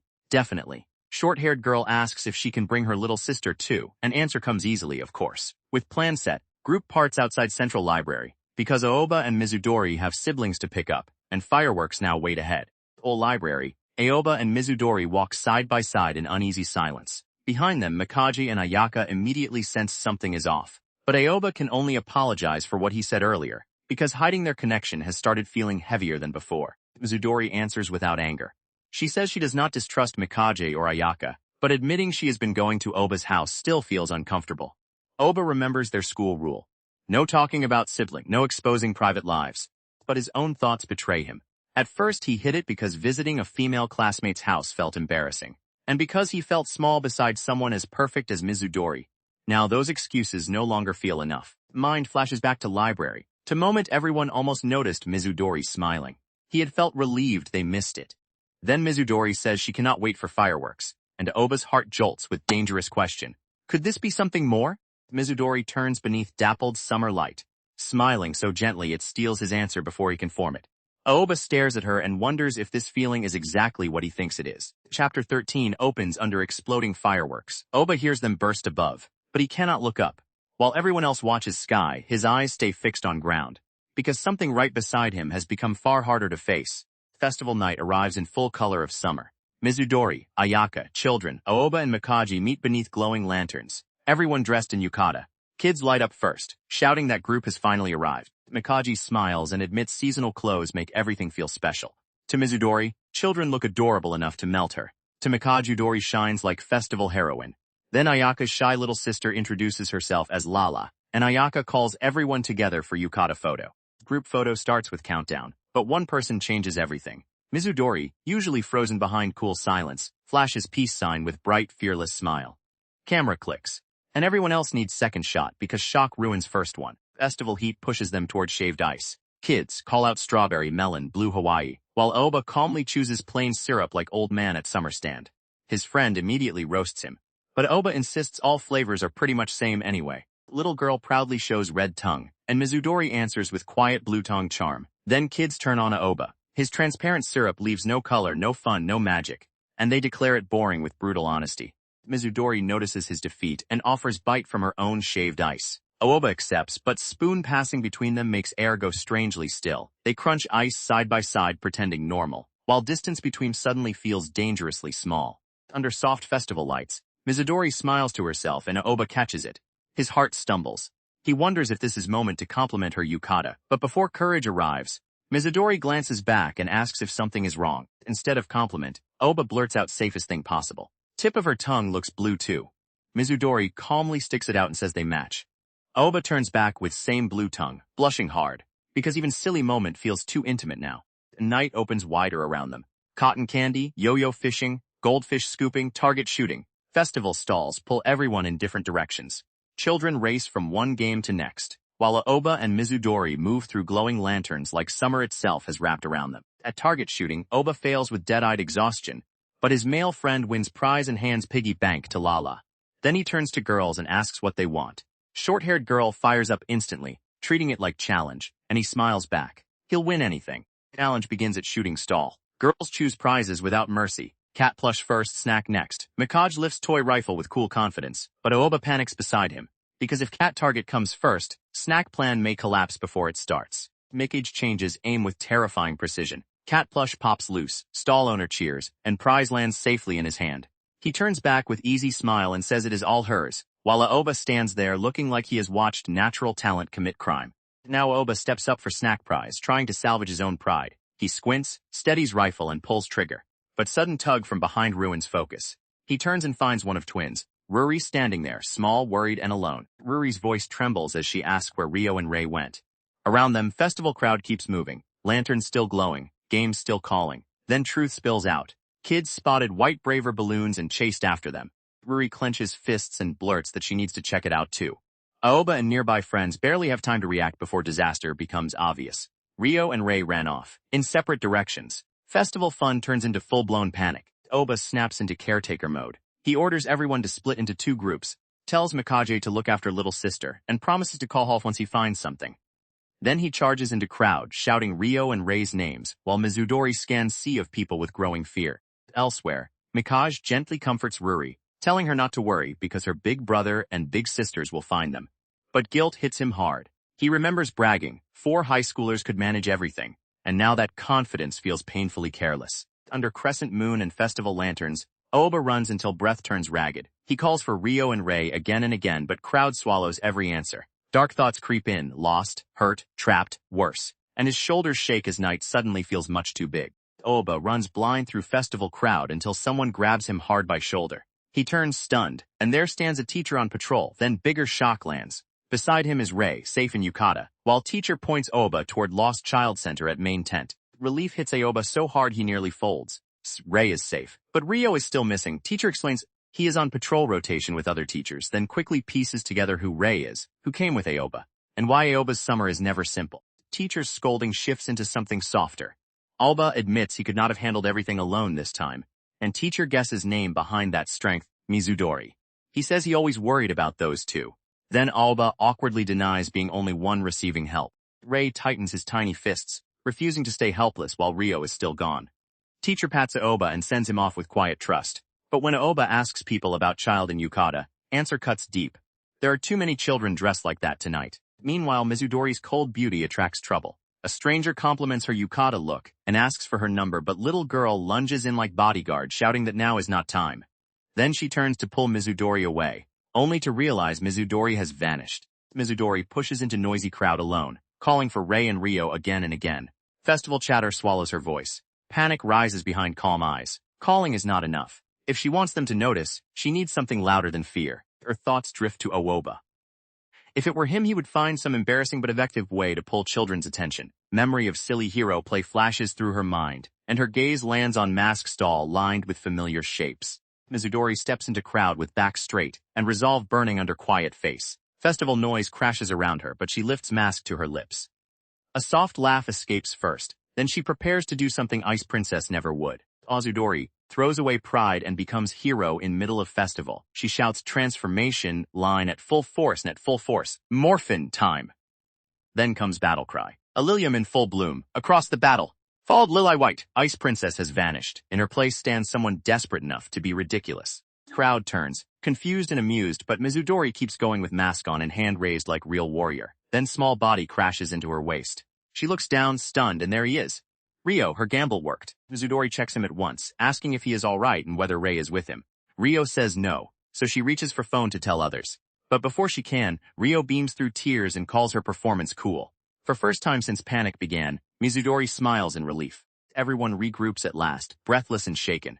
Aoba scolds Rio for running off, while Mizudori squeezes Ray tight enough to make him protest. Then Ray spots trouble. Her foot is hurt. Sandal rub has blistered her toe, and Aoba immediately asks if anyone has bandage. Bandages appear from everywhere. Aoba, Mizudori, Ruri, and Rio all hold them out at same time, each saying they have one right here. Even teacher can only laugh in disbelief. People watching children really do come prepared for anything. Announcement rolls over lantern-lit grounds. Fireworks will begin soon, and everyone should move to viewing spots. Mikage tries taking 2 kids himself, but gets shut down fast. He insists he feels responsible after saying 4 high schoolers would be enough, while nearby children cheer like mission has begun. Mikage chooses to handle group anyway, saying he got closer to Lala while waiting. That leaves Aoba and Mizudori standing side by side, suddenly freed from child duty. Aoba murmurs that kids are off their hands, and Mizudori agrees, quiet and careful. And Aoba notices her injured foot. Mizudori tries to move, but pain makes her flinch. He offers his hand and says they should walk slowly. She thanks him, reaches out, and for one fragile second their fingers almost meet, until Ruri and Rio burst between them, crying hurry, tearing moment apart. Oba and Mizudori finally stand together again under lantern light. He asks, "Shall we go?" And she answers, "Right." But before they can move, Mizudori freezes. She looks up, apology trembling on her face, and says, "I'm sorry, actually." First fireworks shoots into the night-long hiss. Boom. Light burst behind them, but Aoba is not watching sky. His hand is open toward Mizudori, his face caught between surprise and nerves, while she stares forward with same stunned stillness. Oba can hear fireworks. He knows everyone else is looking up, but his eyes cannot follow. His attention drops to ground, to their hands, to tiny distance closing between them. While crowds celebrate sky, his whole world shrinks to one almost touch. Walk through glowing festival crowd hand in hand, faces burning. Round them, strangers tilt their heads toward fireworks, lost in noise and light. Mizudori's expression softens into small secret smile, as if pain in her foot gave her one excuse she could not say aloud. Fireworks bloom over them, while their fingers stay linked. Aoba admits in silence that it was only thing he could do, but feeling says more than excuse ever could. For once, they stand side by side beneath sky, not as caretakers chasing children, but as two people holding on. Memory snaps back to start of night. Aoba and Mizudori stood apart, awkward and hesitant, with "shall we go" and "right" hanging between them. His hand twitched, courage failed, and her apology began. Then their fingertips drifted toward each other as rocket rose. Kaboom! Fireworks explode, and children scream with pure joy. One asks if Oba saw it, another shouts that it was amazing, while Oba answers yes with a strained little face. He saw it, maybe only a little, because something beside him had stolen far more attention. After fireworks, group gathers near stalls as crowd thins. Someone says it is time to head out, while Ayaka offers Mizudori ride home and checks her foot. Then Lala tugs at Aoba, shy but direct. Her question detonates louder than fireworks. "Are you and Mizudori-san boyfriend and girlfriend?" Lala's innocent question hits Oba like lightning. He tries to deny it, but she calmly reveals she saw him and Mizudori holding hands before everyone met up. Oba whispers excuses, asking if anyone else saw, but Lala's imagination is already exploding. Secret relationship, grown-ups, romance. Damage done. One last group photo captures everyone under festival's sparkle. Kids grin, Mikaji flashes peace, Sokka smiles, Mizudori stands still, and Aoba looks like soul already left body. Then farewells come beside Ayaka's family car. Mizudori bows politely, but after she straightens, silence hangs between her and Aoba. Car pulls away. Mikije corners Oba with one sharp question. Was there something he meant to say to Mizudori? Oba dodges, but Mikije reads him too well and teases that he looks rejected. Oba explodes. There was no confession. There was no rejection. Nothing happened. Or so he keeps telling himself. Oba insists there was nothing, yet his fingers betray him. He rubs hand that held hers, mind circling same fear. Maybe it was fine he said nothing. Maybe Mizudori did not think anything of it anyway. Across distance, Mizudori sits in car and stares out window, hand resting over same lingering warmth. 1 week later, summer sun returns. Mizudori arrives at Aoba's home, only to be greeted by Aoba's mother with bright, overwhelming gratitude. She thanks Mizudori for caring for Miharu when he was sick, happily introduces herself as his mom, and Mizudori answers with perfect politeness. Aoba's mother keeps going, praising Mizudori as beautiful princess, and saying Rui told her all about it. Aoba cuts in fast, dragging conversation back to schedule. They need to pick up kids later, and Mizudori gives address. Not home, but hospital where her mother is staying. Aoba explains aftermath. After fireworks, he contacted Mizudori. They picked day to visit her mother, and then his own mom insisted on coming too. Work was supposed to stop her, but one dramatic phone call changed everything. Now all three reach hospital, until Oba's mother suddenly tells them to go ahead. She will catch up soon. Outside room 611, nameplate reads Mizudori Sumi. Mizudori stops Aoba before they enter and warns him about her mother's condition. It changes every visit. She does not know what state her mother will be in today, so he should not act surprised. Aoba says he understands. Then door rattles, knuckles knock, an unknown inside waits beyond thin wall. Door opens onto pure chaos. Mizudori's mother welcomes them with full hospital room disco, dancing in an afro wig while music blasts cha-cha-cha. Aoba and Mizudori stare dead-eyed, instantly understanding her warning. This is what she meant by condition changing every visit. Smile bright as sunlight, Mizudori Sumi introduces herself as Yuki and Rei's mom. Aoba bows stiffly as Aoba Miharu and apologizes for not visiting sooner, but Sumi waves formality away. Then she quietly asks Mizudori to buy tea downstairs, promising Aoba's mother will join soon, and tells her daughter to take all time she needs. Mizudori leaves room 6111. Door shutting behind her with small final click. Inside, Sumi's cheer softens into something much heavier. She lowers her head toward Aoba and says what she truly wanted to say. Thank you so much for being there for them. Aoba panics and begs her to raise her head, saying Mizudori helped him too, and that his side was first to intrude into their home. But Sumi speaks as parent who cannot always stand beside her children. Knowing someone is by their sides, especially when she cannot be, means more than anything. Sumi admits Yuki and Rei used to look sad whenever they visited, as if they were attending her wake. She tried every ridiculous trick to make room feel fun, afro, mask, top knot, anything. But lately she says she may not need those tricks anymore, because every day has become fun for them. Especially Yuki, who has started smiling more often. Oba answers with awkward honesty. He does understand. Or at least he thinks he does. Outside, Mizudori stands by vending machines with tea bottles in hand, quietly absorbing truth from distance. Sumi says it really is thanks to him, but Oba looks down and insists he did not do much. He only thought being together would help his siblings too. Words call up warm memory. Children laughing, adults smiling, everyone gathered in simple noisy happiness. Oba says there is nothing wrong with that, just being together and smiling together. Sumi asks whether that is not wonderful relationship. And Oba falls silent, struck by meaning hiding inside his own answer. Then Sumi changes battlefield with one teasing question after another. How is it actually going? Isn't Yuki beautiful? Miharu-kun, aren't you interested in Yuki? Outside room 611, Mizudori reaches door with drinks, while inside Oba freezes into a blushing, speechless mess. Oba short-circuits instantly. Huh? Bursts out of him while Mizudori, standing just outside, goes wide-eyed at question aimed straight at his heart. On bed, Sumi only chuckles with wicked sweetness, fully aware she has touched live wire. Hospital building sits calm under summer sky, but inside room 611, question keeps echoing. Miharu-kun, aren't you interested in Yuki? Mizudori stands in doorway with tea bottles clutched tight, face frozen. Aoba faces Sumi in silence.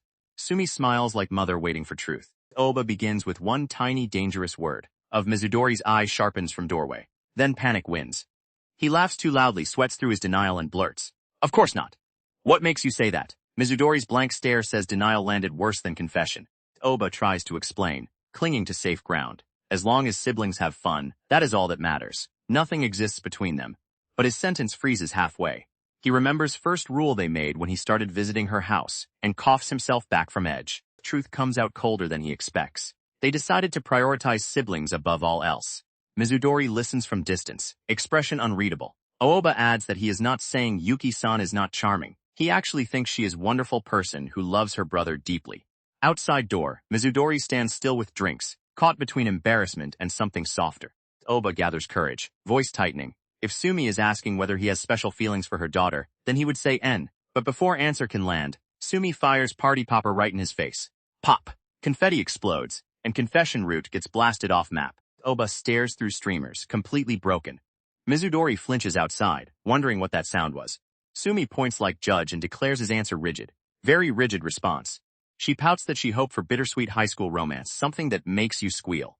Oba can only mutter, "Wah!" Mizudori steps in at last, arms full of tea and calls. Mom Sumi immediately plays innocent, apologizing for difficult question, while Aoba sits stunned beside her bed. Mizudori asks what happened. Sumi thanks her for tea with cheerful ease. Then her smile softens and she calls both names, Yuki, Miharu-kun. Tone changes. Joke time ends. Sumi's playful mask falls away, and her voice turns gentle. She admits words from someone who forced that burden onto them may not carry much weight, but she says them anyway. She knows they are sticking to what they decided. Still, as memory-like silhouettes of children and caretakers stretch before them, her warning lands deep. Do not lose sight of other things in life. Under wide sky and drifting petals, her message opens into something bigger. First, second, third. It does not matter how much something ranks. If it matters to you, then cherish it all same. Mizudori and Aoba stand in that imagined field with children running ahead. Both forced to face truth they keep trying to file away. Aoba smiles with quiet pride. As parent, seeing her children grow up and gain so many precious things could not make her happier. Then door rattles open, and Aoba's mother rushes in apologizing for taking so long, crashing through heaviness like sudden gust of ordinary life. The room instantly becomes lively again. Aoba's mother worries loud noises may disturb other patients, while everyone scrambles around spilled party goods and drinks. Soon Sumi sits laughing with her, hospital bed turned back into place of warmth. Later, Aoba and Mizudori step into courtyard and sit together on bench, tea bottles between them, carrying Sumi's words into quiet air. Mizudori raises one finger and begins naming important things. Rei comes first. Aoba quickly adds Rio and Ruri and she agrees to include them too. Then list keeps growing. Parents, grandparents, education, nutrition, even sleep. What started heavy becomes oddly practical, almost funny, as both try to understand what cherish everything truly means. Then Mizudori adds one more name, Ayaka-san. Aoba's surprise slips out, and Mizudori answers plainly. She considers Ayaka her best friend. Because her expression often creates misunderstandings, people used to assume she was bored or uninterested and drift away. She never had close friends in elementary or middle school. That is why having Ayaka there to talk to means so much. Aoba smiles, assuring her Ayaka is not someone she needs to worry about misunderstanding her. Mizudori proudly shows strong hand of important people like cards in battle, with Rei, Ruri, Ryo, family, diet, and Ayaka all stacked together. Aoba laughs that she sounds like she is playing card game, while she insists they are dear to her. Then her fingers shift again. There is one more. Mizudori lowers her gaze and says his name, Aoba-kun. With tea bottles beside her and both hands open in front of her, she counts him too. That makes 10. One small number, but it hits like confession's shadow, because among everything she treasures, Aoba has quietly earned place of his own. Mizudori smiles down at her own hands and admits they are almost overflowing. Aoba jolts at once. Me like his name should never have been counted among her treasures. But she answers without hesitation, yes, and when he asks if that bothers her, she gives him gentle truth. She is fine with that. Beneath open hospital sky, Mizudori explains what changed. To someone with no special hobbies and few deep relationships, having so many important people would once have been impossible to imagine. Before, her world would have ended with family. Not bad, she says. But now, it has grown wider. Then she names what fills that wider world. Best friend, Ruri-san, and Aoba-kun. Each name lands softly, yet Aoba can only stare, caught in weight of being included. Having everyone there for her, no matter first, second, or third, has become something she can finally hold. Mizudori lifts both hands to her chest, face shining with rare, open happiness. If all those people matter, then she wants to cherish them all same. And because they are there for her, she says it plainly. They make her happiest person in world. The warmth of that confession carries them into next rush of life. Hospital, preschool, Mizudori's house, day turns into little mission route and soon everyone gathers at her gate. After thanks are exchanged, Ruri and Ryo ask Aoba if they can give it now. Mizudori tilts her head, unaware of ambush waiting. Twin smiles explode like fireworks. Rei-kun, nay, please come to our 6th birthday party. They thrust out handmade invitations, scrawled with "You're invited, 8:30, and birthday party." Mizudori freezes in surprise, while children sparkle with pure excitement. Day before party, Aoba rushes into AIO department store calling Mizudori's name. She turns in calm summer outfit and tells him she has only just arrived. Behind simple meeting lies serious mission, choosing birthday gifts for twins before big day. Mizudori thanks him for coming to help pick gifts, while memory of children's excited request still hangs in air. Aoba insists she does not need to buy anything, but she refuses to arrive empty-handed. So they start browsing clothes, only for Aoba to warn that Ruri and Ryo have recently stopped liking matching outfits. They are growing up, and even gifts now need care. Gift hunt shifts from clothes to toy store, where tiny bicycles and drones tempt them for half-second. But rows of school bags pull Mizudori quiet. Rei, Ryo, and Ruri are 6 now. Come next spring, all 3 will enter elementary school, and that simple fact suddenly feels huge. In stationery aisle, reality sinks deeper. Mizudori says everything is happening so fast and Aoba admits children will stop needing them as much. Loneliness hangs between them for beat. Then Aoba forces thumb up and agrees anyway. Because growing up hurts, but it is also something to look forward to. 2 wrapped gifts wait like promise. Shopping mission ends with Mizudori clutching Bunbogu bag and worrying if twins will like her choice. Aoba reassures her, but before relief can settle, small boy dashes past and drops stuffed bear. Aoba calls out, "You dropped something," and return seems simple, until Bear's face turns ice cold. Mizudori slides in beside boy with sudden intensity, holding Bear like suspect in interrogation.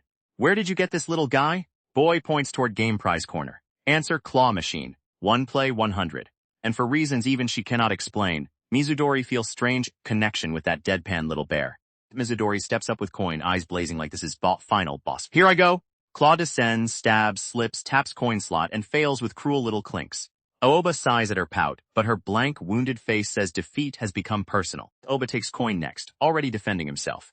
He never said he was good at this. Still he tries. Inside machine, Bear flops uselessly. Coins vanish one after another, and prize stays trapped behind glass, jingling like it is mocking them both. Last somehow victory. Aoba exhales with embarrassed relief while Mizudori's hands sparkle in silent applause. Bear sits between them like treasure. When she asks if she can really have it, Aoba says of course. That is why he got it. Then she turns soft and thanks him by name. Mizudori holds Bear close and promises, haltingly, to make sure she cherishes it. Those words hit Aoba harder than any confession. His face burns, eyes wide, because harmless prize suddenly feels anything but harmless. Aoba tries to laugh it off, but Mizudori holds stuffed bear like sacred treasure and gives it name with deadly serious face. "It is not me." He freezes, wondering if she named it after herself, only for her to correct him again. Not her, not her. Then, with quiet acceptance, he reaches out and pats strange little bear anyway. Oba tells Bear it took a lot of effort to win it, so it better get cherished as much as it can. Mizudori's eyes widen at those words, like they were meant for something more than prize from claw machine. Somewhere between embarrassment and tenderness, she answers she will. Then calendar flips to birthday party day. Cake glows under candlelight, music plays, and whole room gathers around Rio and Ruri. Aoba, Mizudori, Rei, Haruko, and everyone else clap as voices shout, "Happy birthday!" Twin faces bloom into huge smiles, and their thank you fills room louder than song. Gift time begins, and excitement explodes again. Mizudori and Rei present stationery set for elementary school, while Aoba gives wallets so twins can manage allowances. Rio and Ruri beam at Rei-kun, Nene, and Nini. Clutching new treasures like birthday has become endless. Then Haruko makes grand entrance with mountain of presents, announcing she and others got them even more because twins must have felt lonely. Rio and Ruri stare with sparkling eyes. So many gifts. Mizudori calls amount impressive, while Aoba can only mutter that, well, they do have money. Party keeps rolling, until lights die with tiny pop. Children pause mid-snack, adults check windows and switches, and mood shifts at once. Standby generator hums, but streetlights outside are gone too. Whole neighborhood may be blacked out, and even Mizudori's home might be dark. Then one innocent suggestion donates bigger than candles. Why not just stay over? Rio, Ruri, and Rei light up like fireworks. Aoba, Mizudori, and adults freeze in collective alarm, but kids already chant sleepover, while Aoba tries desperately to slow disaster down. Rio smirks and plays ultimate birthday card. You know it's our birthday, right? For children, those are magic words. Under blacked out night sky, Aoba buckles, Mizudori apologizes, Haruko says emergency makes it fine, and kids scream victory. Sleepover route opens whether adults are ready or not. Power outage turns harmless birthday party into overnight stay. Since whole neighborhood went dark, Yuki and Rei cannot go home, so bath time begins first. Mizudori sits stiff in water, cheeks faintly warm, because sudden sleepover has already pushed calm routine into unfamiliar territory. Haruko thanks heavens for brand new pajamas, admitting she would hate making Mizudori wear her old ones. Meanwhile, Aoba sulks in living room while Haruko handles laundry like commander in crisis. In bath, Mizudori stays tense beside one twin, clutching sponge and thinking this is putting her on edge. Haruko places folded pajamas by washing machine and calls into bath that Mizudori's set is on top. Mizudori answers politely from behind door, but after Haruko walks away, something rustles in laundry room. Folded shirt slips, lands, and waits like small disaster nobody noticed. Back in living room, Haruko lays down rules before chaos spreads. Guest rooms exists, no accidental room crashing allowed. Aoba nearly spits his drink, insists obviously, then gets scolded because he often falls asleep with twins when putting them to bed. His dignity takes another hit before Mizudori quietly thanks them for bath. Mizudori steps out in oversized shark shirt and shorts, one twin smiling beside her in fresh pajamas. For Aoba, world stops. His heart thunders. Then realization slams into him. Those clothes are his. Close-up confirms nightmare. Shark logo across Mizudori's chest is not guest pajama set at all. Aoba and Haruko go pale in perfect sync, glancing at each other like two criminals caught at scene. Mizudori, still calm, explains pajamas she found were on shelf above washing machine. Confusion spreads. Mizudori sees their frozen faces and tilts into question marks, while Aoba and Haruko can barely process it. Down below, true pajama set sits abandoned in laundry basket. To escape unbearable silence, everyone turns to game night, clicking controllers as if buttons can erase embarrassment. Kids take over. One twin cheers victory while Aoba slumps in defeat and laughter fills blackout lit room. Then group crowds around picture book called Find Me, faces glowing with simple joy. By end, children finally collapse asleep side by side, birthday excitement spent at last. Night should settle quietly, but Rei falls asleep in wrong room. Aoba suggests letting him stay since rooms are still separate, and Mizudori agrees with calm little good night. Then, alone under covers, her eyes snap wide open. Sleep refuses to come. Aoba is still awake too, stretched across his bed with phone in hand when knock hits door. He jolts and calls for visitor to enter. Door slides open, and Mizudori appears in Aoba's shark shirt. Face soft but unreadable, turning midnight silence into something dangerous. Admits problem plainly. She might be type who cannot sleep unless it's her own bed. This is first time staying over at someone her age's house. And first birthday party outside family. Instead of embarrassment, faint pride and excitement leak through. Aoba laughs gently, happy because she is happy. Conversation drifts to birthdays. Rei's is November 11th. Aoba's is December 25th. Christmas itself. Mizudori reacts at once, but Aoba points out Christmas usually comes with other plans. She sips calmly, says she has none, and opens calendar like solution is obvious. Make plan now. Then Mizudori drops line with no hesitation. She has no plans to spend Christmas with anyone other than all of them. Aoba's face goes blank while his brain screams one question. Does she understand what she is saying? To her, it is practical scheduling. To him, it sounds dangerously close to something else. Mizudori suddenly asks Oba's birthday, and he answers awkwardly. April 8th, already passed before they started visiting. She accepts it, then pivots with perfect seriousness to favorite foods. Oba says question came out of nowhere, but she insists it is not random at all. It is for his birthday. Oba warns his birthday may turn into croquette party, but admits he would not complain. Mizudori does not laugh it away. She smiles with quiet resolve and says there is still half year until then, enough time to make it as good as possible. Oba stares, caught by one wordless thought. Why? April is far away. Their siblings will enter elementary school by then. They may not even share same class anymore. Yet Mizudori treats planning Aoba's birthday like natural thing to do. Then she notices his glasses. The same pair from their exhibit trip, and that small memory says more than any grand confession could. Oba remembers disguise from their exhibit trip. Fake glasses, cap and all. Mizudori points out he was not wearing glasses yesterday, and he admits it. But then her hands lift his glasses toward her own face, and Oba's thoughts catch. Maybe she has started seeing these little oddities as normal now. Talk shifts back to school. Summer break is almost over, and cultural festival prep waits right after.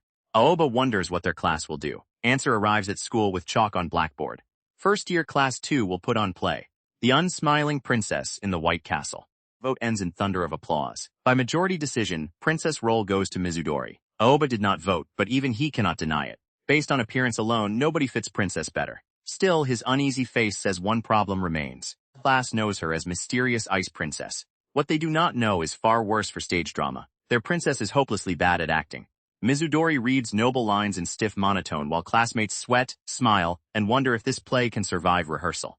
Cultural festival countdown begins. Only 28 days left. Class 2 prepares their picture book play, with Mizudori Yuki officially starring as princess.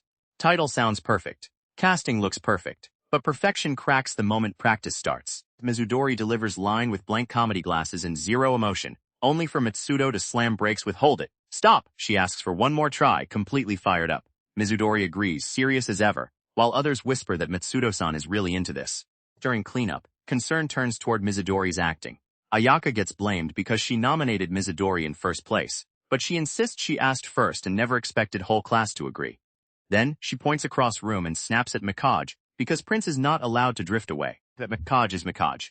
He answers with lazy smile, but board behind him reveals truth. After Mizudori became princess, class had to choose prince. Ayaka asked boys brave enough to stand beside princess to raise hands. Nobody moved. So boys drew lots, and Mikaj lost. Prince casting settles on Mikaj, and classroom instantly judges fit. Oba admits Mikage has looks. Ayaka mutters he is playboy. And backstage board quietly assigns Oba as stagehand with Ayaka on costumes. But when Ayaka says she expected Oba to volunteer as prince, silence hits him hard. Mizudori lowers script and admits Prince's role does not suit her. Clock cuts through tension. Practice time is over, and someone tells Mizudori she can go pick up Rei. Ayaka drags Aoba along too, leaving both caretakers walking out together under unfinished festival pressure. Reason finally reaches class. Mizudori cannot stay after school because her mother is in hospital and she must pick up Rei. She apologizes for inconvenience, but classmates do not turn cold. Instead, shock becomes concern, tears, and loud support. Because Ice Princess image starts cracking in public, teacher gets it immediately. Matsudo asks if literature class time can be used for practice, and teacher gives thumbs up. Then he addresses Aoba, Mizudori, and anyone whose schedule does not fit. Cultural festival matters, so he will make time where he can. No one gets left out. Classmates crowd Mizudori with smiles instead of distance. One says they will help if she needs anything. Another says she is happy to finally talk with her, and Ayaka fires up stage spirit. Oba watches quietly, hoping even little by little, that cold and distant image of Ice Princess keeps changing. Oba gets pulled into talk next. Someone mentions his name came up too as if he has things going on. He smiles and says he is in same boat as Mizudori because he also has younger siblings. Reaction is instant. Classmates soften, encourage him, and Oba gets hit by massive reaction gap. Later, at Mizudori's home, practice video from Matsudo plays on phone. Dance with Mikage appears on screen, and both Oba and Mizudori go stiff. It looks hard. It is supposed to be her dance with Prince. So they try copying steps, flail through rhythm, and end up surrounded by confused little siblings. Then Mizudori decides solo practice will not work. She reaches for Oba and borrows him as partner for second. Suddenly, their hands are joined, bodies close, and Oba's face burns while she studies steps like nothing is wrong. One quiet line slips out, step changes here, and his heart barely survives it. While practicing at home, Aoba notices how serious Mizudori is. She says of course she is. She does not want to trouble everyone. His simple comment pauses in air. Because for Mizudori, this play is not just school work anymore. Way through dance steps, awkward and stiff, but Mizudori keeps speaking. Since she has never done much with people in class, she wants to give this her best. Aoba hears that resolve, smiles and answers that they have work to do. Mizudori fires back, with her own determined promise she will do her best. Mizudori studies script for the unsmiling princess in the White Castle, then quietly faces truth hiding inside title. Being chosen for this part means classmates still see her as someone unable to smile. Aoba has no easy answer. He can only soften blow by saying her princess-like appearance played big part too. Aoba tries to explain, but words betray him. Like a princess almost turns into something far too direct, cute, pretty dangerous. Before he can self-destruct, Ruri and Rio burst in with perfect timing, shouting that Mizudori is cute and pretty like princess. Aoba clings to escape route like lifeline, but children's innocence only makes trap worse. Mizudori turns toward Aoba, waiting. He stammers that he thinks so too, face burning bright red, then panics at his own voice. Mizudori studies him in silence, and that quiet "I see" hits harder than any confession. Dinner resets chaos with curry and excited kids. Later, Mizudori tells Rei she will be on second floor, and he answers obediently. In her room, nameplate reading Yuki waits by door as she packs things away and prepares for tomorrow. Until her thoughts drift somewhere softer. Mizudori lifts deadpan bare Aoba one for her, placing it carefully on bed. Its blank face mirrors memory of Oba's blushing words. I think so too. She looks at Bear like it has become witness to something she cannot quite name yet. Then Script's fairy tale world opens. Deep in mountains stands White Castle, home to Princess who does not know how to smile. People from everywhere visit, chasing reward of special treasure if they can make her smile. Singers, circus performers, even suspicious sorcerer try, and every attempt fails. Story inside Script reaches turning point. A prince from faraway land arrives with little ones following behind him, offers Princess his hand, and dances with her. Unlike performers she only watched, this lets her do something with someone. For first time, Princess smiles and White Castle transforms into shimmering crystal treasure as Princess, Prince and little ones live happily ever after. Back in classroom, Mats snaps with full theater club fire. Mizudori, acting is all about the imagination. Mizudori freezes, startled but obedient. Matsudo says detached attitude can work only until meeting Prince, because after dancing with him, Princess ends up smiling. Then she asks one sharp question, why? Matsudo offers interpretation with glowing certainty. Princess smiles because Prince looks at her, not as prize, not as legend but as person. Mizudori listens in silence, while script pages flip. When asked if that was written anywhere, Matsudo laughs it off. Nope, pure imagination. Matsudo keeps pushing deeper. Prince alone reaches out, stays with Princess, and sees past surface. Others only chase reward. So yes, they get kicked out. Harsh but clear. In her version, Princess cannot help smiling because someone finally understands her. Words land too close to Mizudori's heart. Treasure is not gold, not castle, not reward. Maybe treasure is Princess herself, a person seen for who she is. Aoba's face flickers through that thought, and when Matsudo asks whether advice helped, Mizudori begins to answer with quiet weight. Before she can speak, clock strikes reality. Aoba points at phone. 16:08. They need to go. He slips out through classroom door, then time jumps to lockers, where he asks Mizudori what she and Matsudo talked about. She answers calmly, acting advice. Aoba asks if she is getting hang of it, and Mizudori says yes, she thinks she is starting to get it. When he asks what advice Matsudo gave, she refuses. She can keep secrets too. Aoba accepts defeat, then changes topic. He asked for script earlier since backstage people never got one. Aoba explains script copy means they can practice reading together. Mizudori's gaze softens from behind him, caught by something he does not notice. She murmurs that this must be another reason. He asks reason for what. Her answer stays locked away. She cannot say. Practice montage turns quiet room into tiny stage. Aoba and Mizudori repeat dance again and again. Kitchen steps, script checks, stiff turns, nervous eyes, while children watch like judges. Mizudori keeps stumbling over one line, I could have never imagined. But each try pulls her closer to something real. Festival countdown slams forward. Only 6 days left. In class rehearsal, Mizudori and Aoba finish with crisp steps and polite bows as applause rises around them. Someone praises Mizudori for getting it down mostly by herself, but Aoba leans in and whispers what everyone is starting to suspect. Aoba asks if she has been practicing with Miharu. Mizudori blurts yes, then instantly tries correcting herself with no then. I mean trapping herself in one breath. Aoba smiles curious whether Miharu can dance whole routine. Mizudori answers he can, and that tiny answer makes Aoba call everyone over. Outside classroom, rumor spreads fast. Class 2's play has Mizudori Yuki as princess, and boys in hallway already want to see it. One admits she is pretty and wants to know what her smile looks like. Another shuts him down. That cool, mysterious aura and unsmiling face are exactly what make her great. Oba hears it all, and cannot accept it.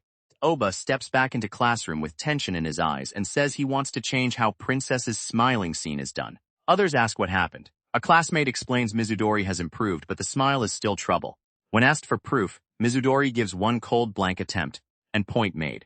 New plan appears. Let Princess turn away from audience as curtain drops, leaving smile to imagination. No forced expression, no pressure. On paper, perfect. But Aoba looks at Mizudori and asks what they think, and his eyes say this is about more than stage direction. Aoba remembers Mizudori's own words. She wants to give it her best, and she thinks she is starting to understand. Then he speaks up. What is so bad about current plan? Everyone turns. Even Mizudori stares, surprised, because Aoba is no longer quietly helping from backstage. Objections come fast. Only week left. More changes cut too close. They can use narration if needed. Turning around would be easier, less pressure, more convincing if her smile fails. But Aoba pushes back with one simple truth. Even without perfect smile, what matters is whether person herself is enjoying it. And suddenly, no one knows how to answer him. Aoba refuses to let story hide behind easy staging. Someone argues, fairy tale needs Princess smile for happy ending, but his face stays tense. Then name cuts through room Oba-kun. Everyone looks over, and his push for Mizudori's real smile suddenly stands exposed. Ayaka pulls Aoba back to earth. She tells him actors should handle acting, while backstage crew should stick to backstage work. Oba forces smile and apologizes for saying something strange. Class accepts his opinion kindly, but his brush keeps moving beside quiet thought. She is right. Oba cannot shake it. This is only storybook Princess, not Mizudori. Even so, as he paints set pieces and watches Mizudori from distance, one thought stains deeper than acrylic paint. He still wants ending where Princess smiles. Festival day arrives beneath balloon arch and bright school sky. Gym fills with audience, including Haruko and children waiting in front row. Announcement echoes. Next is Class 1-2's performance of the unsmiling princess in the White Castle. Mizudori stands on stage in crown and dress, expression calm as fate. Around school, festival buzz keeps roaring. Cafes, crowds, shadow plays, and stage traffic all moving at once. Backstage, Matsudo rallies everyone. Class 1-1 is almost done, curtain will close soon, and once it does, everyone goes to stations. Oba answers with nervous little yeah, already feeling weight of moment. Oba tries to steady himself in Prince costume, stretching like he can shake anxiety out of his arms. Mizudori waits beside real Prince, composed in princess dress, then disaster drops. Mikage clutches stomach, groaning in pain, and asks if anyone can replace him. Someone who knows whole script and princess dance. Silence freezes backstage. Matsudo asks again. Anyone? While Aoba practically lights up with dread. Points toward missing answer. If they are looking for Aoba then. Someone calls. Where's Miharu? And hallway starts moving toward Jim without him. Reason comes ugly fast. Oba had stepped away to help elderly woman to reception, trusting enough people backstage could handle set. He said 5 minutes. Now Prince has collapsed. Oba is gone, and Mizudori stands in costume with hand clenched at her chest. Right before curtain time, Oba's detour gets worse. At reception, staff agree to make announcement for lost grandson, and Oba turns to leave, until elderly woman grabs him with desperate eyes and begs him to find boy herself. His phone buzzes. Mikage is calling. Clock reads 10:51, and play starts at 11. Call connects, and panic explodes through speaker. Mikage demands where Aoba is because performance already started. Aoba says he is finding lost kid, only to get blasted as idiot. He tries explaining there were enough people backstage, but Mikage snaps truth into him. Aoba was supposed to be there, and his kindness has wrecked Mikage's secret plan. Then, one line cuts deeper than scolding.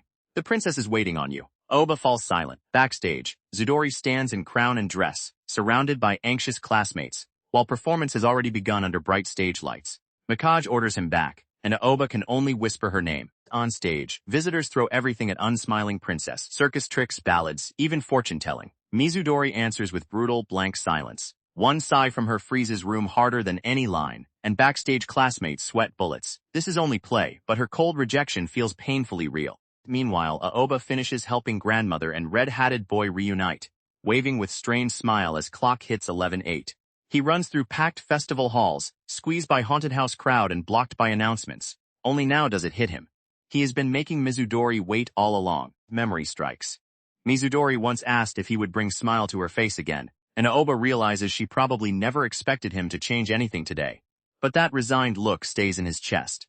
There has to be something he can do, something to make her smile, something to stop her from wearing that face again. Aoba remembers words from that day. It does not matter whether he can smile, as long as he is smiling, that is all that matters to me. Under stage lights, Mizudori dances with Prince, hands joined, face serious. Oba finally finds answer inside his own forgotten words. Music swells. Audience watches, phones raised, children glowing with excitement. On stage, Mizudori and Aoba stand together as princess and prince while classmates dance around castle backdrop. Applause fills gym, but when Mizudori turns toward crowd, her expression is still unreadable, right before final moment decides everything. Final line lands under stage lights. Mizudori faces Prince and admits she never imagined something like this could be so much fun. Narrator declares Princess finally smiles, White Castle dazzles, and walls transform into brilliant jewel. Yet audience waits for proof of that smile. Mizudori stands with back turned, telling herself poor Prince reached end safely. She danced. She said lines, no mistakes. But old voices crawl back from memory. Classmates asking why she looks bored, why she never seems to have fun. Why story cannot end happily unless Princess smiles. Oba's voice cuts through pressure. Still, Mizudori presses fingers to her cheeks trying to force smile into place. It almost appears, fragile and strained. Then hand reaches out before her, and her eye widens like whole stage has shifted. Prince is Mikage. He stands there smiling, hand offered with perfect timing, while backstage girls panic and whisper. What are you doing? Mizudori gasps his name, confused as he takes her hand and casually says Aoba really made her wait this long. Mikage spins her beneath lights, turning emergency into performance. From doorway, Aoba finally appears, breath caught in throat. Narration echoes Matsudo's meaning. Only Prince looked beyond surface and understood her, and because that made Princess happy, she could not help but smile. Those words strike both of them at once. Mizudori remembers something Aoba said. Aoba remembers something he said too. It was never about forcing practice, never about meddling with stage direction. Answer was simpler, warmer, harder. Be there with her, stay by her side. Memory opens into quiet kitchen. Aoba once told Mizudori her expression softens around children, even if others cannot notice it. So he did not believe she was incapable of smiling. Not for crowd, not for story, for someone beside her. Aoba proves it with most ridiculous courage possible. He stretches his own mouth into huge silly grin and declares they can always try smiling together. Shock ripples through everyone. Mizudori, Mikage, backstage girls, even children watching. Then small voice cries, Nietzsche, and moment hangs one heartbeat from Miracle. Miracle finally breaks through. Mizudori smiles, soft, bright, unmistakable, and crown slips from her hair like ice shell falling away. No forced mask, no perfect acting. Just Princess genuinely happy. Crown hits floor with tiny clatter, but audience explodes louder than mistake. Cast freezes in shock for half heartbeat, then stage becomes victory pose. Applause rains down, and Aoba's ridiculous grin has done what practice never could. Curtains close on Class 1-2's performance as crowd roars. But aftermath spreads even faster. Talk of Ice Princess smiling turns into wildfire, and students hoping for one more glimpse begin flocking toward Mizudori, while she stands surrounded and sweating under sudden attention. Friends shield Mizudori from crowd, shooing people away as one girl praises her popularity and another says she truly looked like Princess. Mizudori gives credit to dress made by that girl's big sister. Costume helper tries brushing it off, but blush betrays how much thanks means. Then Mizudori turns to Rei and asks what he thought, only for Rei to launch himself at her, yelling that he found her. Rei admits his tummy felt funny from worrying about how Mizudori would do. Mizudori realizes he was nervous for her. Then Haruko quietly offers lifeline. Mizudori has closing party later, so Haruko can watch Rei until it ends. Children instantly swarm together, one girl blurting they are basically in-laws while Mizudori accepts with gentle thanks. Night settles over school as festival closing event begins. Students head to campfires by year. An announcement suddenly calls Aoba Maharu from Class 1-2 to Inotani's desk. Whole group stiffens. Aoba learns woman he helped earlier was Principal's relative, and Principal wanted to thank him personally. Good deed returns as public summons. After awkward thanks, Aoba walks back through dim hallway. Someone teases that he has strange talent for finding lost kids at festivals, even remembering similar trouble near stars of school. Then hurried footsteps crash in, closing event already started. Aoba is told to run and as corridor quiets, he looks back with small smile, thinking festival really was fun. Aoba reaches Class 1-2, memories overlapping, practice, dance, Mizudori's presence beside him. He thinks only reason he can say festival was fun is because she was there. Door rattles. Inside, Mizuri stands alone by window, still and waiting, and when Aoba sees her, silence turns heavy with everything left unsaid. Mizudori greets Aoba with quiet, welcome back, like she had been waiting in empty classroom this whole time. Aoba jolts, confused by finding her there. Flashback fills gap. Classmates asked her to wait, because Maharu would probably check classroom once he finished. Aoba panics harder, realizing crowd may still chase Mizudori after that famous smile. Others had warned exactly that, Some weirdos would try acting cool and talking to her. Classmates dragged eager boys away and promised to check later, leaving Aoba and Mizudori alone before closed door. Outside, campfires glow across schoolyard. Mizudori asks, judging from everyone's reactions, whether she truly smiled. Aoba pauses, then answers with certainty, "Yes, you definitely did." Her eyes soften as if that answer confirms something she feared to ask. Mizudori reveals strange truth she found earlier. When tension releases, face can turn into smile like comedy. Aoba blinks at blunt science of emotion, but Mizudori keeps going. Standing before crowd was nerve-wracking, and at final moment, seeing Aoba made all that pressure drain away. Aoba takes emotional hit, then remembers painful detail. If she was standing there, she barely saw any of play they practiced so hard for. Mizudori pouts. So Aoba picks up script, clears throat, and turns classroom into stage again. "Well then, pray tell, princess, have you ever stepped into dance?" Mizudori slips into role with deadpan grace, saying she has not, only witnessed it and doubts such thing would make her smile. Aoba plays along, regretting that answer with exaggerated drama. Then he offers hand and asks if they should try. Mizudori answers without hesitation. Yes, she would love to. Aoba smiles like nervous prince and asks, "May I have this dance?" Mizudori's hand settles into his. Outside, boys still search for missing princess, while Mikage shrugs off demands to know where she went.